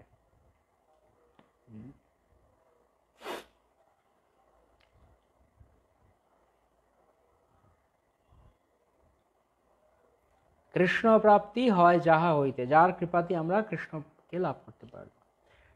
তারপরে বলা আছে কি, নরোত্তম দাস ঠাকুর মহাশয়, গুরুমুখ পদ্ম বাক চিত্তেতে করিয়ায়ৈক, আর না করিহ মনের আশা। গুরুমুখ পদ্ম বাক্য, গুরুদেব তার মুখ থেকে sincerely follow the devotional regulations. Okay, good. প্রচার করলে, follow the devotional regulations, Krishna লাভের, কৃষ্ণ প্রেম লাভের প্রয়াসী হলে, নিজে ভালো ভক্ত হলে। ওকে, অনেক চমৎকার চমৎকার উত্তর আসছে। প্রাণেশ্বর রামপ্রভু বলছেন good devotion and preaching. Okay, good devotion and preaching. Okay, আর কি? আর কারো কোনো অভিমত? কিছু? গুরুর বাণী সেবা করতে হবে। ওহ, ওয়ান্ডারফুল। ওকে, আমার প্রশ্নের মধ্যে কিন্তু একটা ওয়ার্ড ছিল, সেটা হচ্ছে আলটিমেটলি। সেটা চিন্তা করে বলুন, সাবধান সহকারে শুনুন, তারপর উত্তর দিন। আমরা আসলে অনবধান থাকতে থাকতে এই জড়জগৎ অভ্যস্ত, যে কোনো কিছু শুনে সঙ্গে সঙ্গে আমরা তড়িৎ চিন্তা করি না। এটা আমাদের ঐকান্তিক ভক্ত হলে ও চমৎকার। আচ্ছা, ওকে। তো আর না করিও মনের আশা, গুরু মুখ পদ্মবাক্য, শ্রী গুরুদেব তার মুখ থেকে, তার শ্রীমুখ থেকে যে বাক্য প্রদান করছেন। কি বাক্য? গুরুদেবের বাক্য কি? গুরুদেবের মুখনিসৃত বাক্য হচ্ছে কৃষ্ণ প্রাপ্তি করানোর যে শক্তি, কৃষ্ণ প্রাপ্তি করানোর যে ইচ্ছা, সেটি হচ্ছে গুরুমুখ পদ্ম বাক্য। কৃষ্ণ কনসাস থাকা, কৃষ্ণ প্রেম লাভ করার জন্য সবসময় চেষ্টা করা, ভগবত ধাম ফিরে যাওয়ার জন্য সবসময় নিজেকে প্রস্তুত রাখা, follow his instructions strictly, Guru and Gauranga আদেশগুলো শুনলে। চমৎকার, অনেক সুন্দর সুন্দর উত্তর আসছে। হয়তো আর অনেকেও আরও কিছু ভাবছেন মনে। তো প্রকৃতপক্ষে আলটিমেটলি চরমে গুরুদেব প্রসন্ন হবেন কিসে? গুরু তিনি এই জগতে অবতীর্ণ হন কি করতে? শিষ্যকে ভগবানের কাছে নিয়ে যেতে। গুরুদেব যদি তার ডিউটি পালন করতে পারেন, গুরুদেবের কাছে দেয়া তার কথাকে পালন করতে পারেন, তাহলে ভগবত ধামে ফিরে preparing to go back to god. এখন ধীরে ধীরে আমরা বুঝতে পারছি, হ্যাঁ, আলটিমেটলি আমরা ভগবানের কাছে যাওয়ার যদি আমরা প্রচেষ্টা করি এবং যদি চরমে গিয়ে পৌঁছতে পারি, সেরকম যোগ্যতা অর্জন করতে পারি, তাহলে গুরুদেব প্রসন্ন। কারণ গুরুদেব এসছেন এই জগতে এই কারণে, তার দ্বিতীয় কোনো বিজনেস নেই। পকেট ভরবো এরকম গুরুদেব তিনি না। আমরা এরকম গুরুদেব, আমরা যারা তথাকথিত শিক্ষাগুরুরা আছি, আমি কারো শিক্ষাগুরু না, কিন্তু কেউ যদি অনেকে আবার আমাকে শিক্ষাগুরু বলে, তো যদি যারা মনে করে আমি যদি শিক্ষাগুরু, তো ওই রকম শিক্ষাগুরু, পকেট ভরা হয়তো। তো যারা পকেট ভরার জন্য শিক্ষাগুরুর ভূমিকা পালন করে, যে বাড়ি বাড়ি যাব আর পকেট ভরবো, দু চারটা ভালো খাবো, ভালো মন্দ আইটেম করবে খাবো, আর পকেটটা ভরে নিয়ে চলে আসবো, না, সেরকম গুরুদেব নন তিনি। গুরুদেব লক্ষ লক্ষ টাকা তিনি প্রণামী পেতে পারেন, কিন্তু তিনি সব কিছু ভগবানের সেবা যুক্ত, তার নিজের কিছু নেই। যিনি সদ্গুরু, আর যিনি বোগাস, ফ্রড, শুধু একটাই চিন্তা, একটাই শুধু ধান্দা, কোথায় যাব আর একটু নিজের গ্যাটের বন্দোবস্ত করব। অনেকেই বলছেন বেশি বেশি প্রচার করতে হবে, প্রিচিং করতে হবে। ভালো কথা, খুব সুন্দর কথা, কিন্তু কী প্রচার করব? আমরা প্রচারে অনেক কিছু আমরা প্রচারের কথা বলি, কিন্তু আমরা কি প্রচার করব? আমি যদি ক্লাস 2 পর্যন্ত পড়াশোনা করেছি, তা আমি কত ক্লাস পর্যন্ত স্টুডেন্ট পড়াতে পারবো? কেউ এই উত্তরটা দিতে পারবেন? যে খুব কঠিন প্রশ্ন করলাম কি? খুব সহজ প্রশ্ন মনে হচ্ছে আমার কাছে। আমি পড়াশোনা করেছি ক্লাস 2 পর্যন্ত, তো আমি যদি এখন স্টুডেন্ট পড়াতে চাই, টিউশন করাতে চাই, আমি কত ক্লাস পর্যন্ত টিউশন করাতে পারবো? কি মনে হয় আপনাদের? কত ক্লাস আমরা টিউশন করাতে পারবো? তো আমি যদি 5 পর্যন্ত পড়ি, আমি কত ক্লাস টিউশন করাতে পারবো? তা আমি প্রচার করবো, আমি কি প্রচার করব? এগুলো খুব গুরুত্বপূর্ণ কথা, কিন্তু আমরা এগুলো চিন্তা করি না, এগুলো আমরা ভাবি না। আমরা শুধু ভাষা স্তরে থাকতে চাই। সেজন্য বলছিলাম আরও বেশি ভক্তদের কাছে এই কথা পৌঁছে দিন, আপনারা শেয়ার করুন, যাতে করে অন্তত শুনলে অন্তত মাথায় একটু লাগে। কারণ আমাদের মাথায় লাগানোর মতো করেও কেউ বলতে চায় না, একটু যেন হৃদয়ে লাগে যে আমরা কি করছি। বড়জোর ক্লাস 2, ইয়েস পবিত্র প্রভু, বড়জোর ক্লাস 2, যে 2 পর্যন্ত পড়েছে সে বড়জোর ক্লাস 2 পর্যন্তই পড়াতে পারবে। আবার কেউ বলছে ক্লাস 1, ওকে 1 বা বড়জোর 2 পর্যন্ত পড়াতে পারবে। যে 2 পর্যন্ত পড়েছে সে অ্যাকচুয়ালি 2 পর্যন্তই পড়াতে পারবে, তার বেশি না। 1 পড়ানোই তার জন্য ঠিক আছে, তবে 2 পর্যন্ত সে চাইলে হয়তো কোনো রকমে মানে জোর স্টোর দিয়ে পড়াতে পারে। তাহলে যদি আমি 2 পর্যন্ত পড়েছি, তাহলে আমি 2 পর্যন্ত পড়াবো। 5 পর্যন্ত পড়েছি তো 5 পর্যন্ত পড়াবো। তো আমি প্রচারটা করব কি? আমরা সবাই বলছি প্রচার প্রচার প্রচার, চারদিকে প্রচার প্রচার। কি প্রচার? জগদানন্দ পণ্ডিত বলছে, আরে গোড়ার আমি বললে নাহি হয়, গোড়ার আচার গোড়ার প্রচার ধরলে পড়া।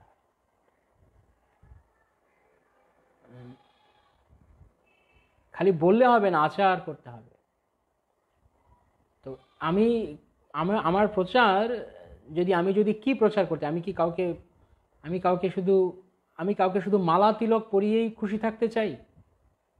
কেউ মালা তিলক পড়ুক, কেউ তার ধুতি পড়ুক, কেউ ড্রেস চেঞ্জ করুক, এটাতেই খুশি থাকতে চাই?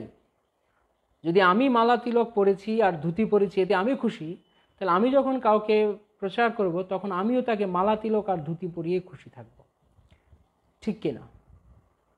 চিন্তা করে দেখুন, যে ক্লাস 2 পর্যন্ত পড়েছে সে যদি 2 পর্যন্ত পড়াতে পারে, তাহলে আমি মালা তিলক ধারণ করেছি, ধুতি কাপড় পরেছি, কুর্তা পরেছি, আমি ভক্ত হয়ে গেছি, এটাতে আমি খুশি। তাহলে আমি এই পর্যন্তই কাউকে ভক্ত বানাতে পারবো।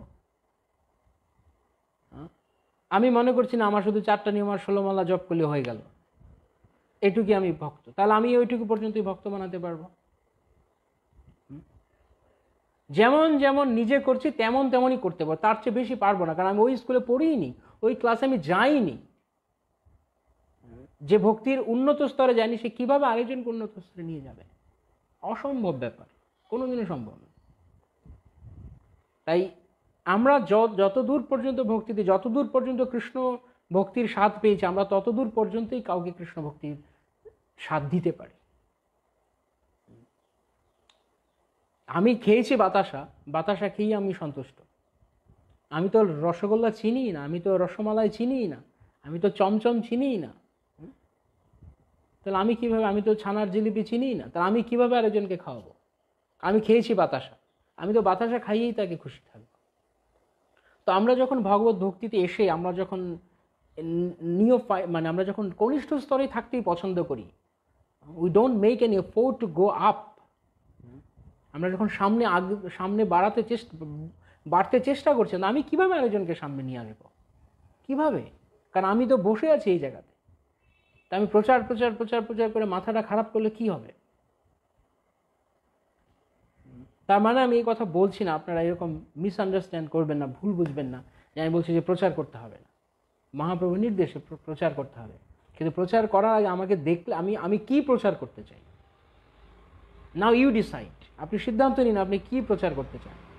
আপনি কাউকে শুধু মালা তিলক পরিয়ে খুশি থাকতে চান, না আপনি কাউকে ভগবত ধাম পৌঁছানোর মতো প্রচার করতে চান, যজ্ঞ করতে চান? কারা কারা কারা কারা ভগবত ধাম পৌঁছানোর মতো প্রচার করতে চান? তারা বলুন হরি বল, হরি বল, হরি বল, হরি বল।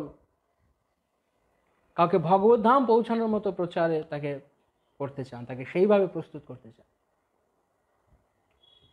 বলুন হরি বল বলুন। কারণ আছে একটা, বললে তখন হৃদয়ের মধ্যে বাজবে, আমার মধ্যে তখন লাগবে যে আমি কি সেই স্তরে গেছি, সেই স্তরে যাওয়ার, অ্যাটলিস্ট না গেলেও সেই স্তরে যাওয়ার আমি কি প্রয়াস করছি।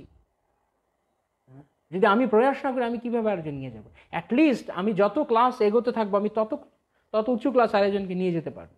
যে কনিষ্ঠ স্তরে সে কোনোদিনও কাউকে মধ্যম অধিকারী বা উত্তম অধিকারী বানাতে পারবে না, মধ্যম ভক্ত বা উত্তম ভক্ত বানাতে পারবে না। যে মধ্যম ভক্ত সে ম্যাক্সিমাম কাউকে মধ্যম স্তর পর্যন্ত নিয়ে যেতে পারবে, তার উপরে পারবে না, কারণ সে স্কুলে পড়েনি। সেজন্য এই কথাটা কিন্তু বলা হয় যে গুরুদেব কে উত্তম অধিকারী হতে হবে। কেন গুরুদেব যদি নিজেই মধ্যম অধিকারী হন তাহলে শিষ্য কোনো অসুবিধা নেই, মধ্যম অধিকারীকে গুরুদেব রূপে গ্রহণ করলে কোনো অসুবিধা নেই শাস্ত্রের শিক্ষা অনুযায়ী, জীব গোস্বামী ভক্তিবিনোদ ঠাকুর তাদের শিক্ষা অনুযায়ী। কিন্তু সমস্যা হচ্ছে শিষ্য মধ্যম অধিকারী পর্যন্ত আটকে থাকবে। হরে কৃষ্ণ, হরি বল, হরে কৃষ্ণ। খুব ভালো লাগছে দেখে। তাহলে আপনারা সবাই এমন এমন আরেকজনকে প্রচার করতে চান যে আপনারা তাকে ভগবত ধাম নিয়ে যেতে চান, তাই তো? তো যদি নিয়ে যেতে চাই তাহলে আমাকে কি করতে হবে? হ্যাঁ, আমি ভুলোকে বসে থেকে আমি কাউকে ভগবত ধাম নিয়ে যেতে পারবো? আমাকেও যাওয়ার মতো ব্যবস্থা করতে হবে, অর্থাৎ আমাকেও সিরিয়াস হতে হবে। আমি সিরিয়াস না হলে আমি আর একজনকে নিয়ে যেতে পারবো না। আচ্ছা, কেমন লাগবে আপনার কাছে? কেমন লাগবে ধরুন আপনি দেখছেন কাউকে যে সে ভগবানের সেবা করতে গিয়ে তার কাছে কোনো ঐকান্তিকতা নেই, এটা করার মতো করে করছে, কেমন লাগবে? আমরা যে স্তরেই থাকি না কেন, আমরা যখন আরেকজনকে দেখি যে সে ঐকান্তিকভাবে করছে না, তখন আমাদের কাছে দুঃখ লাগে না, ভক্তরা আর সিরিয়াসলি করছে না কেন? আমার মনে হয় লাগে, অন্তত জানি না কার কি মনে হচ্ছে না, আমার কাছে কাউকে দেখলে এরকম মনে হয়। তো যদি যদি আমার কাছে এরকম মনে হয় তাহলে কৃষ্ণের কাছে কি মনে হবে? ভগবান কেন তার ধামে কতগুলো আবর্জনাকে জায়গা দেবেন? কেন? কি দরকার পড়েছে? অনেকদিন আগে, অনেক কাল আগে, তখন আমি ছোট, স্কুলে পড়তাম, তো এরকম একজন মানে সহজিয়া গুরু, সে সব জায়গায় দীক্ষা দিয়ে বেড়ায়।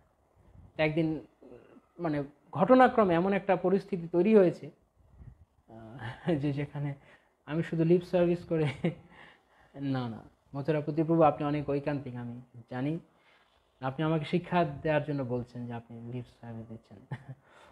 তো সেই যাই হোক, সেই ব্যক্তি বলছে, মানে কথা প্রসঙ্গে ওখানে আমরা ঘটনা চক্রে ওখানে গিয়ে উপস্থিত হয়েছি, মানে কিছু ভক্তরাও এসেছে আবার ওরাও এসেছে। তো তখন আমাদের ভক্তদের মধ্যে থেকে একজনকে জিজ্ঞেস করছে, এই যে আপনি এভাবে দীক্ষা দেন, আপনার শিষ্যরা কোনো নিয়ম টিয়ম পালন করে না, এগুলো কি ঠিক হচ্ছে আপনার? হ্যাঁ, তখন সে বলছে যে আরে আরে গৌড়ের বাগান যদি আমি না ভরি, অ্যাটলিস্ট কমপক্ষে ওদেরকে তো একটু কিছু সৌভাগ্য দিতে হবে না? গৌড়ের বাগানটা তো ভরতে হবে, গৌড়ের বাগানটা তো খালি দেখলে ভালো লাগে না, না? মানে গৌড়ের বাগান ভরা সে কন্ট্রাক্টরই নিয়েছে, সে কন্ট্রাক্ট নিয়েছে গৌড়ের বাগান ভরা, ঠিকাদারি নিয়েছে। তার কথাটা শুনে এরকম মনে হচ্ছে। তা আমি একটু ছোট, কিন্তু ছোট মুখে একটা বড় কথা তখন বলে ফেলেছিলাম। আমি তখন ওনাকে বললাম যে গৌড়ের বাগান ভরবেন ভালো কথা, তিনি একজন মানে জাতগুরু আর কি, কুলগুরু, বিভিন্ন জায়গায় দীক্ষা দেন। গৌড়ের বাগান ভরবেন ভালো কথা, কিন্তু এই আবর্জনা দিয়ে, এই আগাছা দিয়ে ভরতে বলেছে কি? বাগান ভরতে হলে ফুল গাছ দিয়ে ভরতে হবে, আদারওয়াইজ বাগান আগাছা পরিষ্কার করবে কি আবার আগাছা দিয়ে ভরলে? তো হঠাৎ মনে পড়লো, তো আমরা চাই না যে আমাদের সংস্থায় কোনো রকম আবর্জনা দিয়ে ভরুক। শিল প্রভুপাদ কোনো আবর্জনার ইস্কন বানাতে চান। প্রভুপাদ চেয়েছেন এখানে সকলেই কায় মনোবাক্যে কৃষ্ণ ভজন করুক। ডেফিনেটলি ইস্কন একটা হাসপাতালের মতো, যেখানে সব রোগীরা আসছে, আর রোগীদের তো রোগ থাকবেই, অর্থাৎ আমরা সবাই কলুষতা নিয়েই ইস্কনে এসেছি, আমরা কৃষ্ণ ভক্তি করতে এসেছি কলুষতা নিয়েই, সেটা কোনো অসুবিধা নেই, যে কারোর কৃষ্ণ ভক্তি করার অধিকার আছে। এই কথা মানে এই নয় যে আমি যারা ভক্ত সিরিয়াস, যারা যারা ভক্ত নয়, যারা বিষয়ী, তাদেরকে কৃষ্ণ ভক্ততে আমি ডিসকারেজ করছি, তা নয়। যে কেউ ভক্তি জীবনে আসতে পারে, চেষ্টা করতে পারে। কিন্তু কথা হচ্ছে যে চেষ্টা করে ভক্তি জীবন আসার পরে যখন আমি দেখেছেন আমাকে সিরিয়াস হতে হবে, দেন আমরা কেন তখন আমরা ক্যাজুয়াল থাকবো? কেন? কি আমাদের কি জীবনের উদ্দেশ্য, কি করতে এসছি এখানে? এই কথাটা আমাকে খুব হিট করে। ভক্তি যদি করতে এসছি তো ভক্তি করব। ভণ্ডামি করতাম তো, যে অনেক ভণ্ড আছে তাদের মধ্যে আমরা ভণ্ডামি করতাম। আগের জীবনে যাদের থাকার, আমার খুব একটা সৌভাগ্য হয়নি আগের জীবন দেখার বা বোঝার।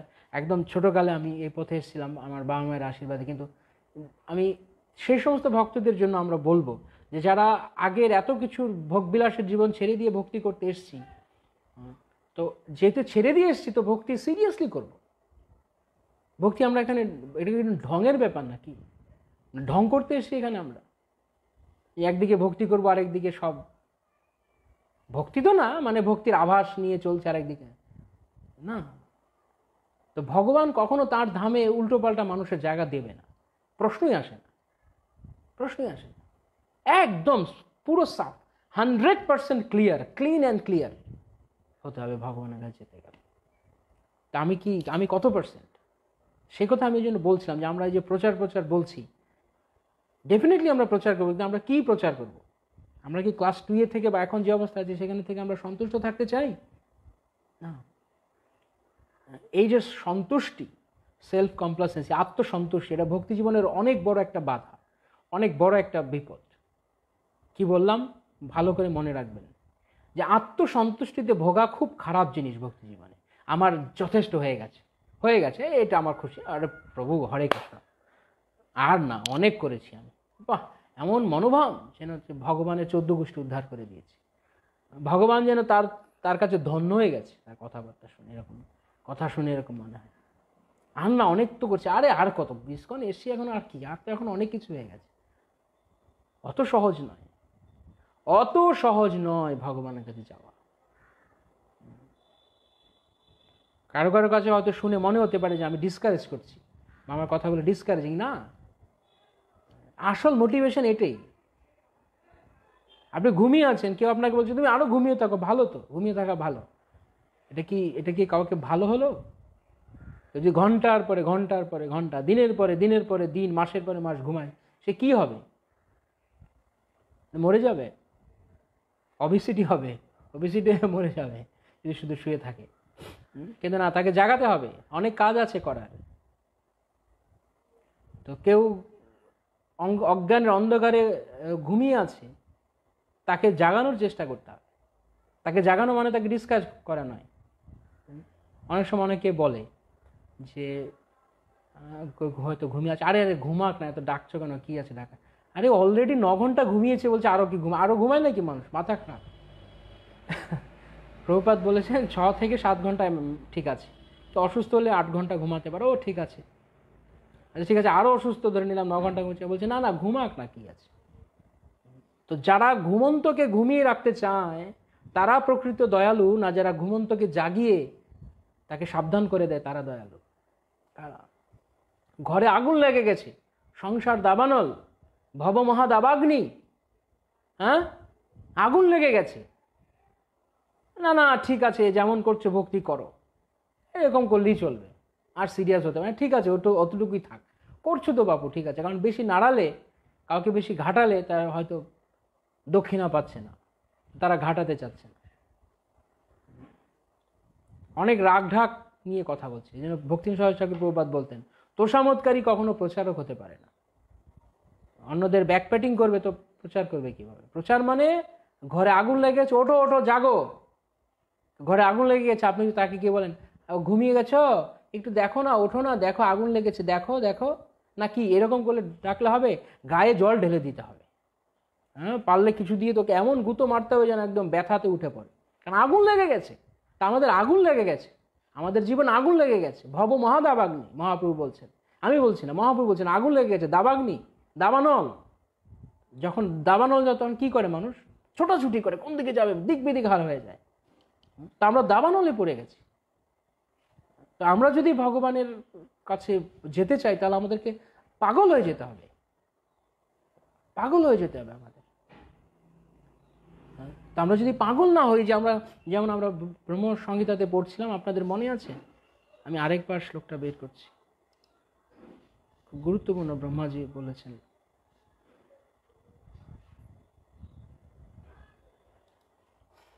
সর্বতোভাবে গুরুদেবকে অনুসরণ করতে হবে, অনুকরণ নয়, অ্যান্ড সত্যনিষ্ঠ থেকে গুরুদেবের আজ্ঞা পালন করতে হবে। সর্বতোভাবে নিজেকে সর্বদা হীন, অযোগ্য মনে করতে হবে, তবেই কোনো একদিন শুদ্ধ ভক্তি লাভ করতে পারবো আর ভগবত ধামে ফিরে যেতে পারবো। বাহ, চমৎকার রিয়েলাইজেশন। কি বলেছেন ব্রহ্মা এখানে দেখুন,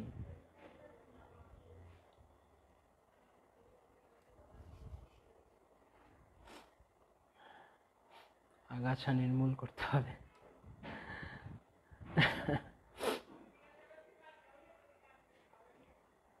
হ্যাঁ,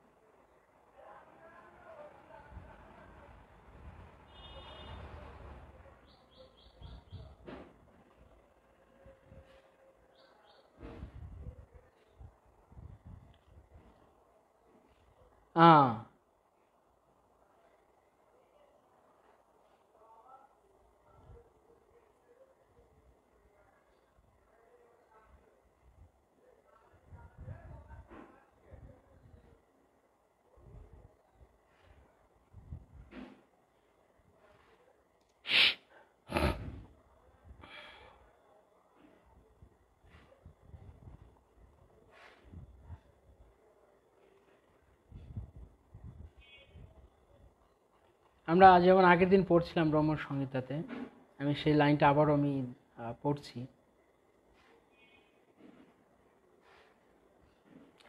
ইয়েস, ব্রহ্মসংহিতাতে ভগবান শ্রীকৃষ্ণ যখন ব্রহ্মাজি তার প্রার্থনা সম্পূর্ণ করলেন, তখন ভগবান তাকে পঞ্চশ্লোকী বিদ্যা দান করলেন। তারপরে ভগবান বললেন কি, সেই পঞ্চশ্লোকী একটি শ্লোক, ইয়স্য শ্রেয়স্করম নাস্তি ইয়য়া নিবৃত্তিম আপনুয়াৎ ইয় সাধয়তি মাম এব ভক্তিম তম এব সাধয়েত। These preliminary practices of devotion, sadhana bhakti, are conducive to the realization of loving devotion. এই যে আমাদের প্রাথমিক যে সাধনা ভক্তির অনুশীলন আমাদেরকে চরমে প্রেম ভক্তি লাভে সাহায্য করবে। Loving devotion than whom there is no superior well-being, who goes hand in hand with the attainment of the exclusive state of supreme bliss, and who can lead to myself. এর তাৎপর্যে এর ব্যাখ্যা করে শ্রীল ভক্তির সিদ্ধান্ত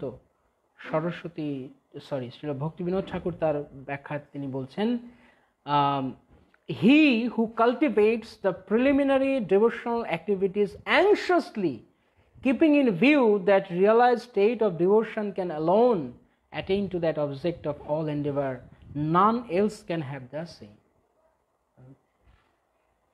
He who cultivates the preliminary devotional activities, এখন যে সাধনা ভক্তি আমরা করছি সেটা কিভাবে অনুসরণ করতে হবে? অ্যাংশাসলি, ব্যাকুলভাবে কৃষ্ণকে পাওয়ার জন্য ব্যাকুল হতে হবে, পাগল হয়ে যেতে হবে। শিল প্রভুপাদ যেমন বলেছেন, I want all my followers should be mad after Krishna. কৃষ্ণের জন্য পাগল হয়ে যাবে আমার সব অনুসারীরা। That's called real ISKCON. প্রকৃতপক্ষে ইসকন মানে যারা সবাই যেখানে কৃষ্ণের জন্য পাগল হবে। আমরা শুধু সংস্থায় এসছি বলেই শুধু ঝান্ডা নিয়ে ছুটলে হবে না যে আমি সংস্থার লোক, না, গোড়ার আমি বললে নাহি হয়, আচার থাকতে হবে, মহাপ্রভুর শিক্ষা থাকতে হবে।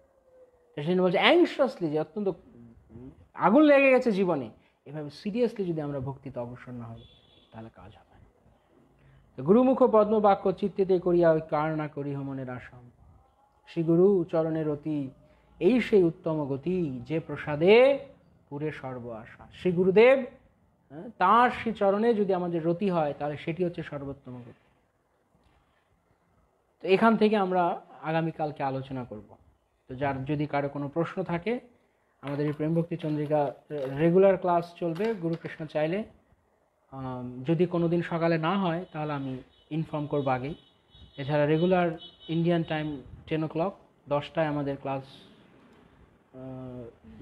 শুরু হবে।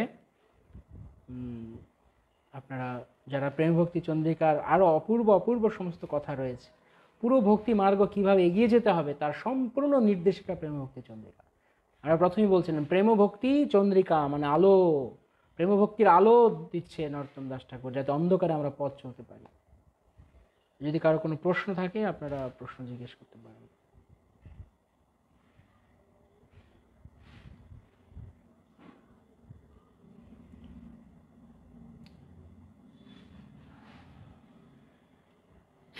ইসকনের বিভিন্ন শাখায় প্রশাখায় অনেক আগাছা নির্মূল করতে হবে। নির্মূল করতে গেলে আগে আমাকে ঠিক হতে হবে।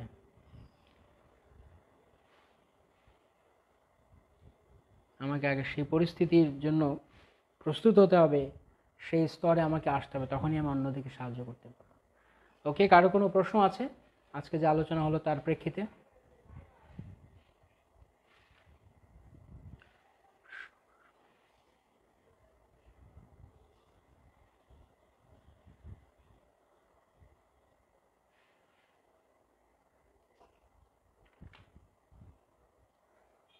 হরে কৃষ্ণ। প্রশ্ন নেই, তাহলে আমরা শেষ করব।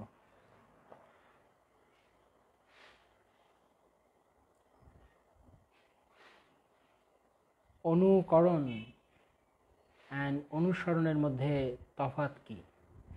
অনুকরণ আর অনুসরণ, একটা ছোট্ট উদাহরণ দিই। ছোট জিনিস দিয়ে বড় জিনিস বোঝার চেষ্টা করুন। কেউ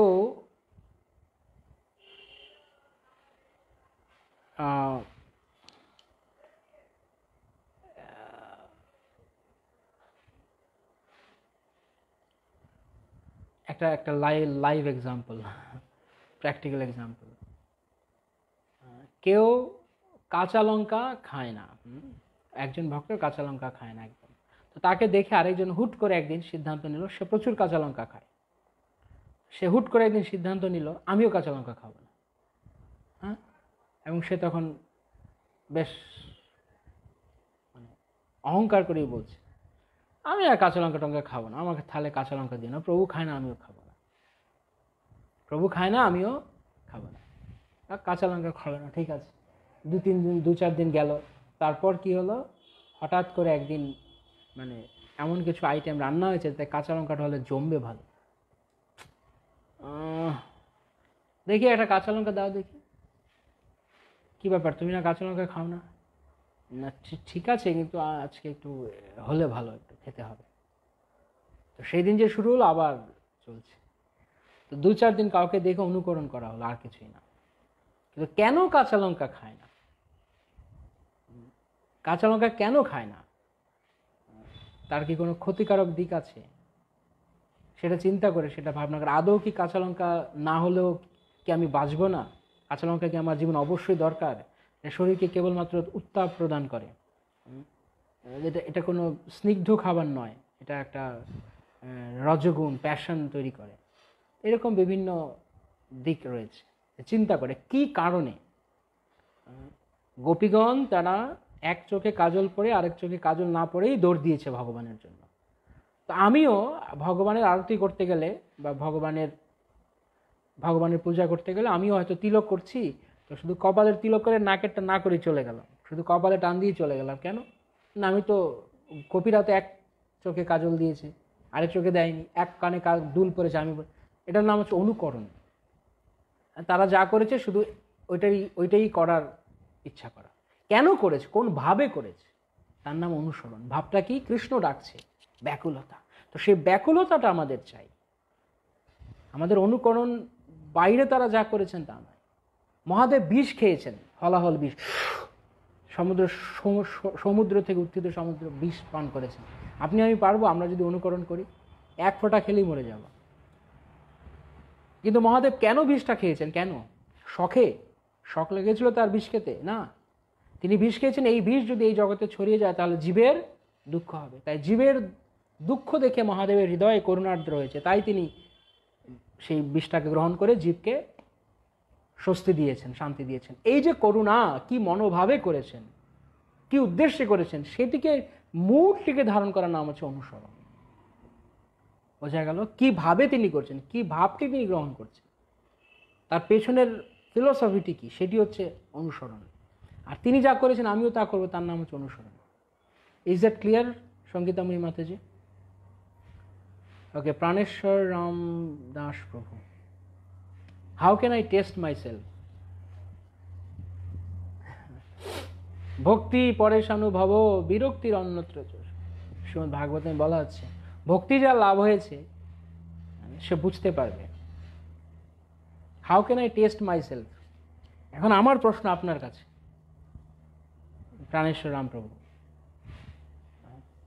আমি আপনার প্রশ্ন উত্তর দেওয়ার আগে আমি আপনাকে আরেকটা ছোট প্রশ্ন করছি। আপনি খেয়েছেন তা আপনার খিদে নিবৃত্ত হয়েছে কিনা? আপনার পেটে আর কোনো চাহিদা নেই, সেটা আপনি, আপনার খিদে নিবৃত্ত হয়েছে কিনা সেটা আপনি কিভাবে বুঝবেন? কাকে জিজ্ঞেস করলে বুঝবেন? আমাকে, না আপনার বাড়ির অন্য কাউকে, না আপনি আপনাকে দিয়ে বুঝবেন? ডেফিনেটলি আপনি আপনাকে দিয়ে বুঝবেন, কারণ আপনি খেলে আপনার পেট ভরলেই বুঝতে পারবেন যে আমার ক্ষুণ্ণিবৃত্তি হয়েছে। তো যখন কেউ ভক্তি করছে, তো ভক্তিতে যদি কারো যদি আগে বাড়ছে, তখন লক্ষণে বোঝা যাবে তার কৃষ্ণকে ভালো লাগবে, কৃষ্ণ কথা ভালো লাগবে, কৃষ্ণ নাম ভালো লাগবে, কৃষ্ণ ভক্ত ভালো লাগবে, কৃষ্ণ রূপ শুনতে ভালো লাগবে, কৃষ্ণ গুণ শুনতে ভালো লাগবে, সব কিছু কৃষ্ণকে নিয়ে ভালো লাগবে। লক্ষণে বোঝা যাবে। টেস্ট, করোনা হয়েছে কিনা কিভাবে বুঝবে? টেস্ট, প্রাথমিক কি লক্ষণ? তার জ্বর, সর্দি, কাশি ইত্যাদি, গলা ব্যথা, শ্বাস নিতে কষ্ট হয়, তাই তো? এগুলো প্রাথমিক লক্ষণ। তারপরে হসপিটালে গেলে করা, কিন্তু সিমটম দেখে যেমন বোঝা যায়। তো ভক্তি থেকে আগে বাড়ছে কিনা, সে দাঁড়িয়ে আছে না বাড়ছে, তার বোঝা যাবে। তো সন্তান, ছোট শিশু বড় হচ্ছে কিনা আপনি কিভাবে বুঝবেন? যখন আপনি আগে তাকে কি বলা যায়, তার একটু আড়াল হলেই আপনি, সে কান্না করতে শুরু করতো, সে ভাবতো আমাকে ছেড়ে চলে গেল। কিন্তু এখন সে একটু বড় হয়েছে, সে আপনি আড়ালে গেলে সে বুঝতে পারে মা হয়তো বা বাবা হয়তো কত লুকিয়ে আছে, সে খোঁজার চেষ্টা করে। That means he is becoming mature, মানে তার বুদ্ধি খুলছে, তার লক্ষণ তার হাবভাব দেখে বোঝা যায়। তদ্রূপ আমি ভক্তিতে, যেমন আমার জ্বর হয়েছে, আমার জ্বর যাচ্ছে কিনা আমি কিভাবে বুঝবো? মুখের স্বাদ ধীরে ধীরে ধীরে ধীরে ফিরে আসতে শুরু করবে, রুচি ফিরতে শুরু করবে, তখন বোঝা যাবে আমার জ্বর যাচ্ছে। তা আমি ভক্তিতে এগোচ্ছি কিনা আমি টেস্ট করব সেইভাবে। আমার ভক্তির থার্মোমিটার কি? ভক্তি পরেশানুভব বিরক্তির অন্যত্র। ভগবানকে অনুভব হবে, জড় জগতের প্রতি বিরক্ত আসবে, কৃষ্ণকে ভালো লাগবে, কৃষ্ণ নাম, কৃষ্ণ রূপ, কৃষ্ণ গুণ, কৃষ্ণ লীলা, কৃষ্ণ কথা, কৃষ্ণ ভক্ত, কৃষ্ণ পার্ষদ, কৃষ্ণ ধাম, কৃষ্ণ প্রসাদ, এইগুলো ভালো লাগবে। ভগবানকে নিবেদিত ভোগ ছাড়া আর কিছু খেতে ইচ্ছা করবে না। যেখানে সেখানে দেখলাম শুদ্ধ শাকাহারী ভোজনালয়, বাস ঢুকে গেলাম, কেন? আরে ঠিক আছে প্রভু, ভেজিটেরিয়ান রেস্টুরেন্ট। এগুলো হচ্ছে ইনসিনসিয়ারিটি। হরিনাম জপ করছে, হরিনাম জপ যখন সে করছে, এক হাতে হরিনাম আর এক হাতে আরেক হরিনাম। কি হরিনাম বলুন তো? একটা এইভাবে টানে, আর একটা হলো এইভাবে টিপ টিপ টিপ টিপ টিপ টিপ। বুঝতে পারছি না আমি কি বলতে চাইছি। দুটো একসঙ্গে করছে, তাহলে তার কি টেস্ট কি?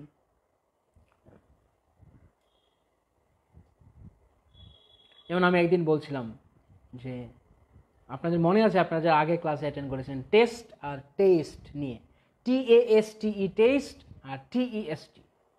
আমরা যত টেস্ট দেব তত আমাদের টেস্ট বাড়বে, আর আমরা যত টেস্ট পাবো তত আমরা ভক্তির টেস্টে উত্তীর্ণ হতে পারবো। আমরা যত ভক্তির টেস্ট পাবো, যত কৃষ্ণ সম্পর্কিত বিষয়ে আমরা টেস্ট পাবো, তত আমাদের ভক্তির টেস্ট পরীক্ষায় আমরা উত্তীর্ণ হব। আবার আমরা যত বেশি পরীক্ষা উত্তীর্ণ হব, দুটো কমপ্লিমেন্টারি, যত আমরা ভক্তি পরীক্ষা উত্তীর্ণ তত আমাদের টেস্ট, রুচি বাড়তে থাকবে। আমাদের টেস্ট করতে পারবো আমরা আমাদেরকে, যে না হ্যাঁ আমরা আগে বাড়ছি, কারণ আমাদের কৃষ্ণ সম্পর্কিত, কৃষ্ণকে রিলেটেড বিষয়ে আমাদের রুচি রয়েছে। কিন্তু যখন আমাদের কৃষ্ণ রিলেটেড বিষয়ে রুচি নেই, তখন আমরা তার মানে আমাদের রুচি নেই, মানে আমরা টেস্ট করলে বুঝতে পারবো যে আসলে আমার কিছু হচ্ছে না। Test comes from test. হ্যাঁ, গুড, এটাই হচ্ছে আমাদের টেস্ট করার জায়গা। এবং you can test your self by seeing your test in bhakti. আপনার টেস্ট কীরকম, রুচি কেমন আছে ভক্তিতে, তার দ্বারা বোঝা যাবে আমি। তো অনেক সময় যদি সেটি একা একা নাও করা যায়, তাহলে আমরা সেটি কোনো সিনিয়র ভক্তকে জিজ্ঞেস করতে পারি আমার এই অবস্থা। তবে আমার মনে হয় যে আমরা নিজেরাই সেটা বুঝতে পারব, যদি আমরা সিনসিয়ার হই, ঐকান্তিক হই, আমরা বুঝতে পারব যে আমরা কি চাইছিলাম, আমরা কি চাই ভক্তি জীবনে। তা আমার লক্ষণ দেখেই বোঝা যাবে। ওকে, আরও কিছু প্রশ্ন ছিল কিন্তু সেটা আগের ভিডিওতে চলে গেছে, আমি এখন আর দেখতে পাচ্ছি না। যদি আগের ভিডিও কেউ থাকেন এবং আপনার প্রশ্নগুলো থাকে, লেট মি চেক। আমার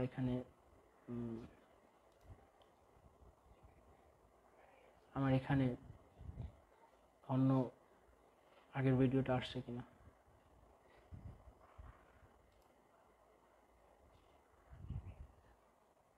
ওকে, তো তপ্তকাঞ্চ নিত্যানন্দ প্রভু, হাউ টু প্রসপন্ড মানে পোস্টপন্ড বলতে চাইছেন নাকি?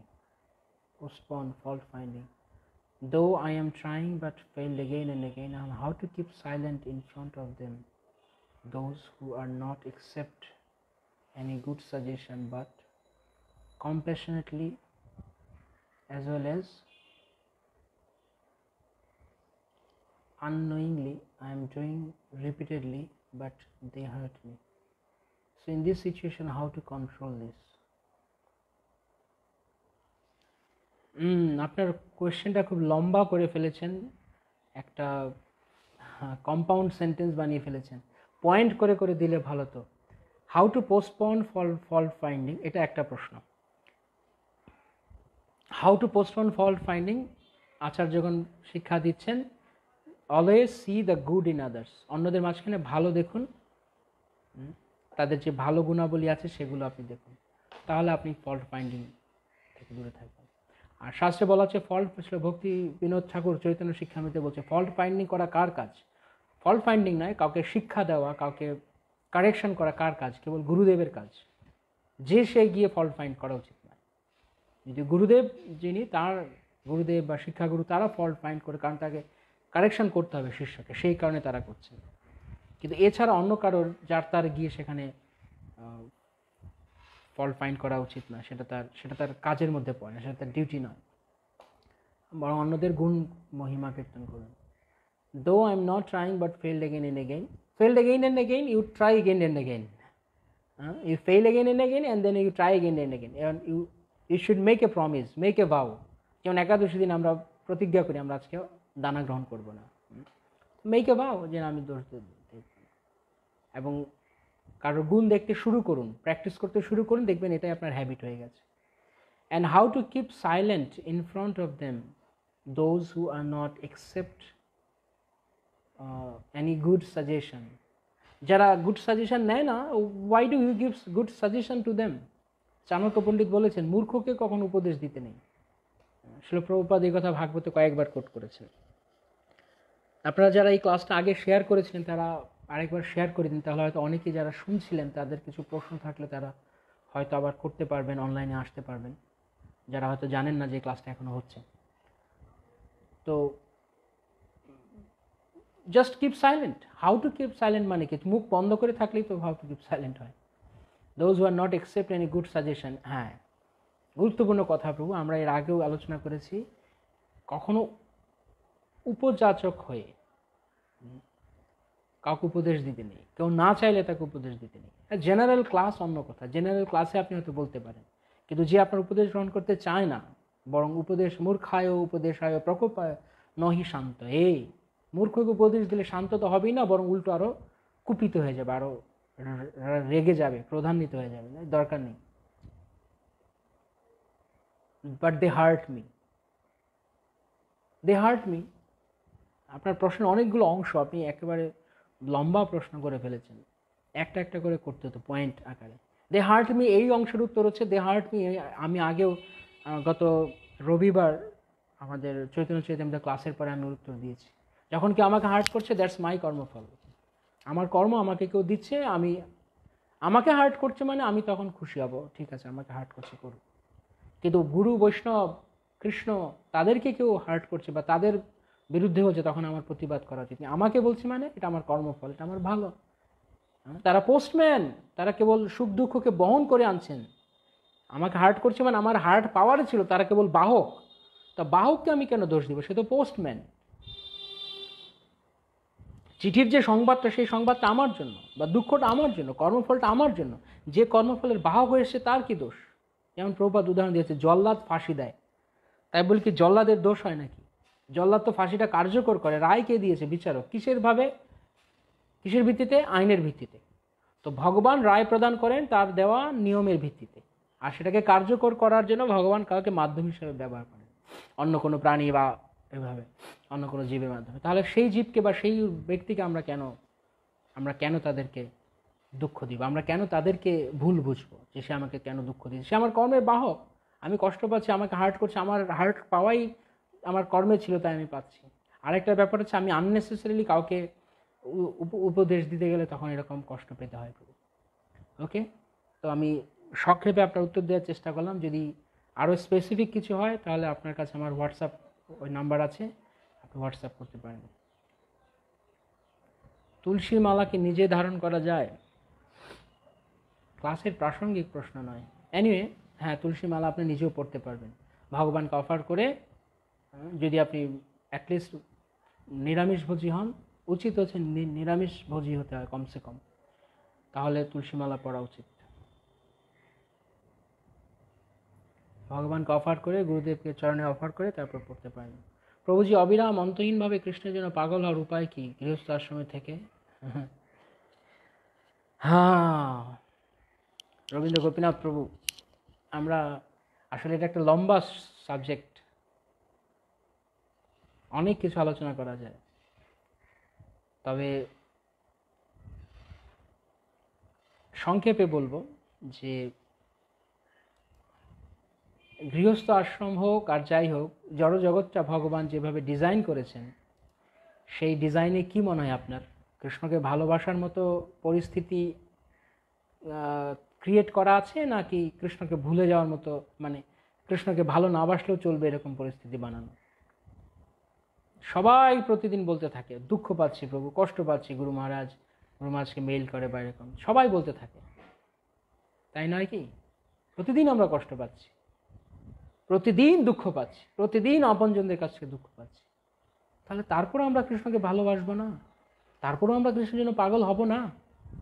ভগবান পরম দয়ালু, করুণা সিন্ধু, তাই তিনি জগৎটাকে এমনভাবে সাজালেন। কোটি কোটি ধন্যবাদ ভগবানের চরণে যে ভগবান এই জগৎটাকে স্বর্গলোকের মতো সুখের বানাননি। এই জগৎ কৃষ্ণ ভজন করার উপযুক্ত জায়গা, কারণ সুখ দুঃখ এখানে ব্যালেন্স করা আছে। কিন্তু স্বর্গলোকে কেবল সুখের সুখভোগ, পুণ্য ফলের সুখভোগ, সেখানে কৃষ্ণ ভজনের মন লাগে না। কিন্তু এই জগৎ দুঃখের দ্বারা গঠিত, বিশেষ করে এই ভূলোক বিশেষ, পুরো 14 ভুবনই, কিন্তু বিশেষ করে এই ভূলোক আরও বেশি করে। তো সেখানে কি মনে হয় আপনার কাছে যে ভগবান, আমার তো মনে হয় ভগবানের জন্য ভালোবাসার জন্য, আমার ব্যক্তিগত উপলব্ধি যে ভগবানের ভালোবাসার জন্যই এমনভাবে বানানো, সে গৃহস্থ আশ্রম হোক আর সে যে আশ্রমই হোক না, বরং গৃহস্থ আশ্রম আরও বেশি করে বানানো। টু বি ফ্র্যাঙ্ক, যেখানে ভগবানকে ভালোবাসার জন্য আরও বেশি করে বানানো। কারণ সারা দিন এত দায়িত্ব, এত টেনশন, এত কিছু মাথার মধ্যে, হ্যাঁ, কত রেসপন্সিবিলিটিস, কার ভালো লাগে এত কিছু? তখন কি মনে হয় না যে না, ঠিক কৃষ্ণকে ভালোবাসি, কৃষ্ণের কাছে চলে যাই? সেটাই তো সবচেয়ে সহজ মনে হয় আমার কাছে, অপেক্ষাকৃতভাবে।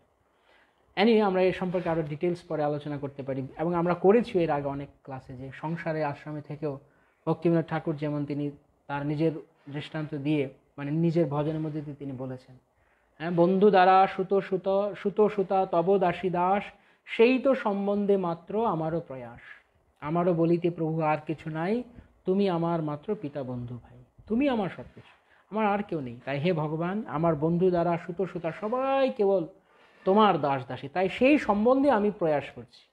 তাই সবই তোমার, আমি বাড়ির মালিক নই, আমি বাড়ির সিকিউরিটি গার্ড। তো তুমি সিকিউরিটি গার্ডের দায়িত্ব আমাকে দিয়েছো, আমি পালন করার চেষ্টা করছি, দ্যাটস অল। এইভাবে কৃষ্ণের জন্য পাগল হওয়ার চেষ্টা করতে হবে। ওকে, আমি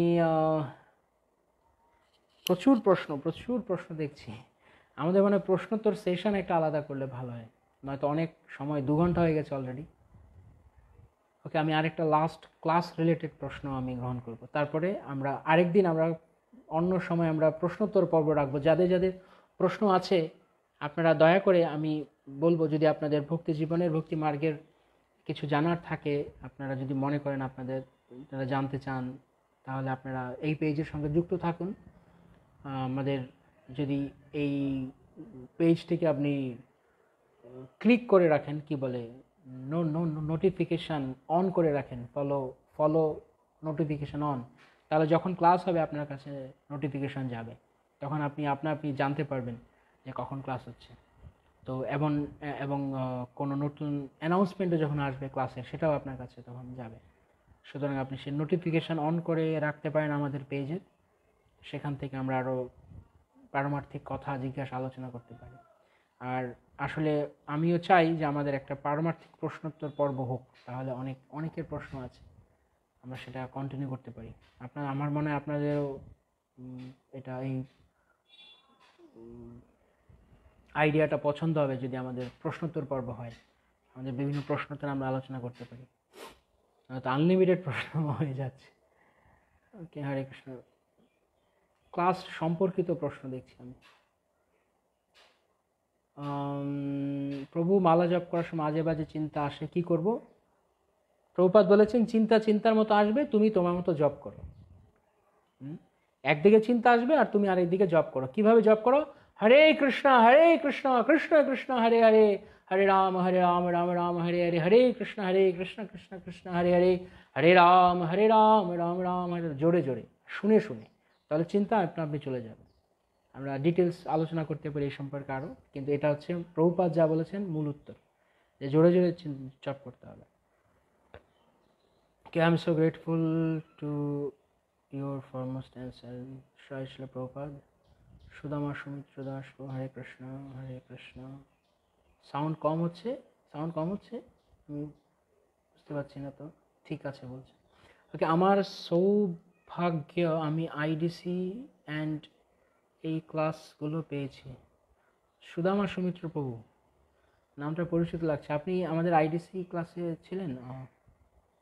গুয়াহাটি থেকে কি?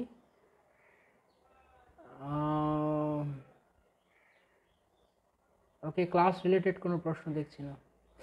ডক্টর তন্ময় সূত্রধর, হরি বল, অ্যাবসলিউটলি রাইট প্রভুজি, শ্রীল প্রভুপাদ কি জয়।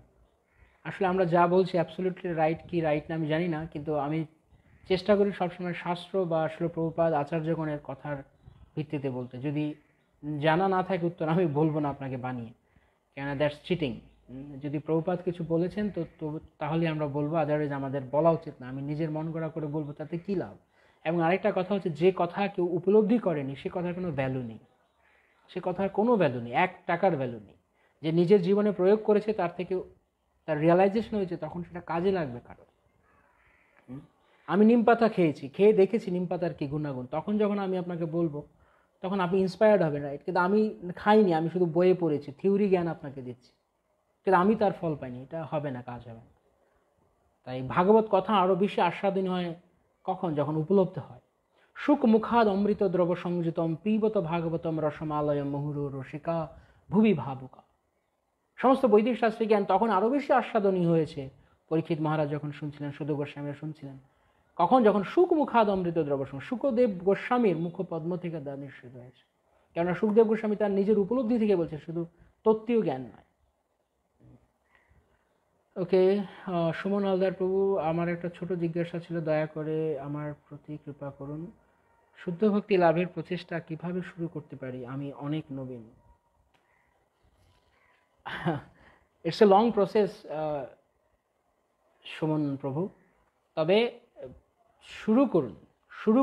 শুরু করলে আপনি এই পথে থাকতে থাকতে থাকতে থাকতে, যেমন প্রভুপাদ বলেছেন, কাঁচা আম যদি গাছে লেগে থাকে, তাহলে লেগে থাকলে আস্তে আস্তে আম পেকে যাবে, কিন্তু আমরা যদি ঝরে পড়ে যাই তাহলে আমরা পাকতে পারবো না। তাই শুদ্ধ ভক্তি লাভ করতে হলে আমাকে প্রথমত ভক্ত হয়ে শুরু করতে হবে এবং লেগে থাকতে হবে এই পন্থার প্রতি। শ্রবণ কীর্তন রূপ জলে করো এ সেচন, মহাপ্রভু বলেছেন প্রতিদিন শ্রবণ কীর্তন করতে হবে।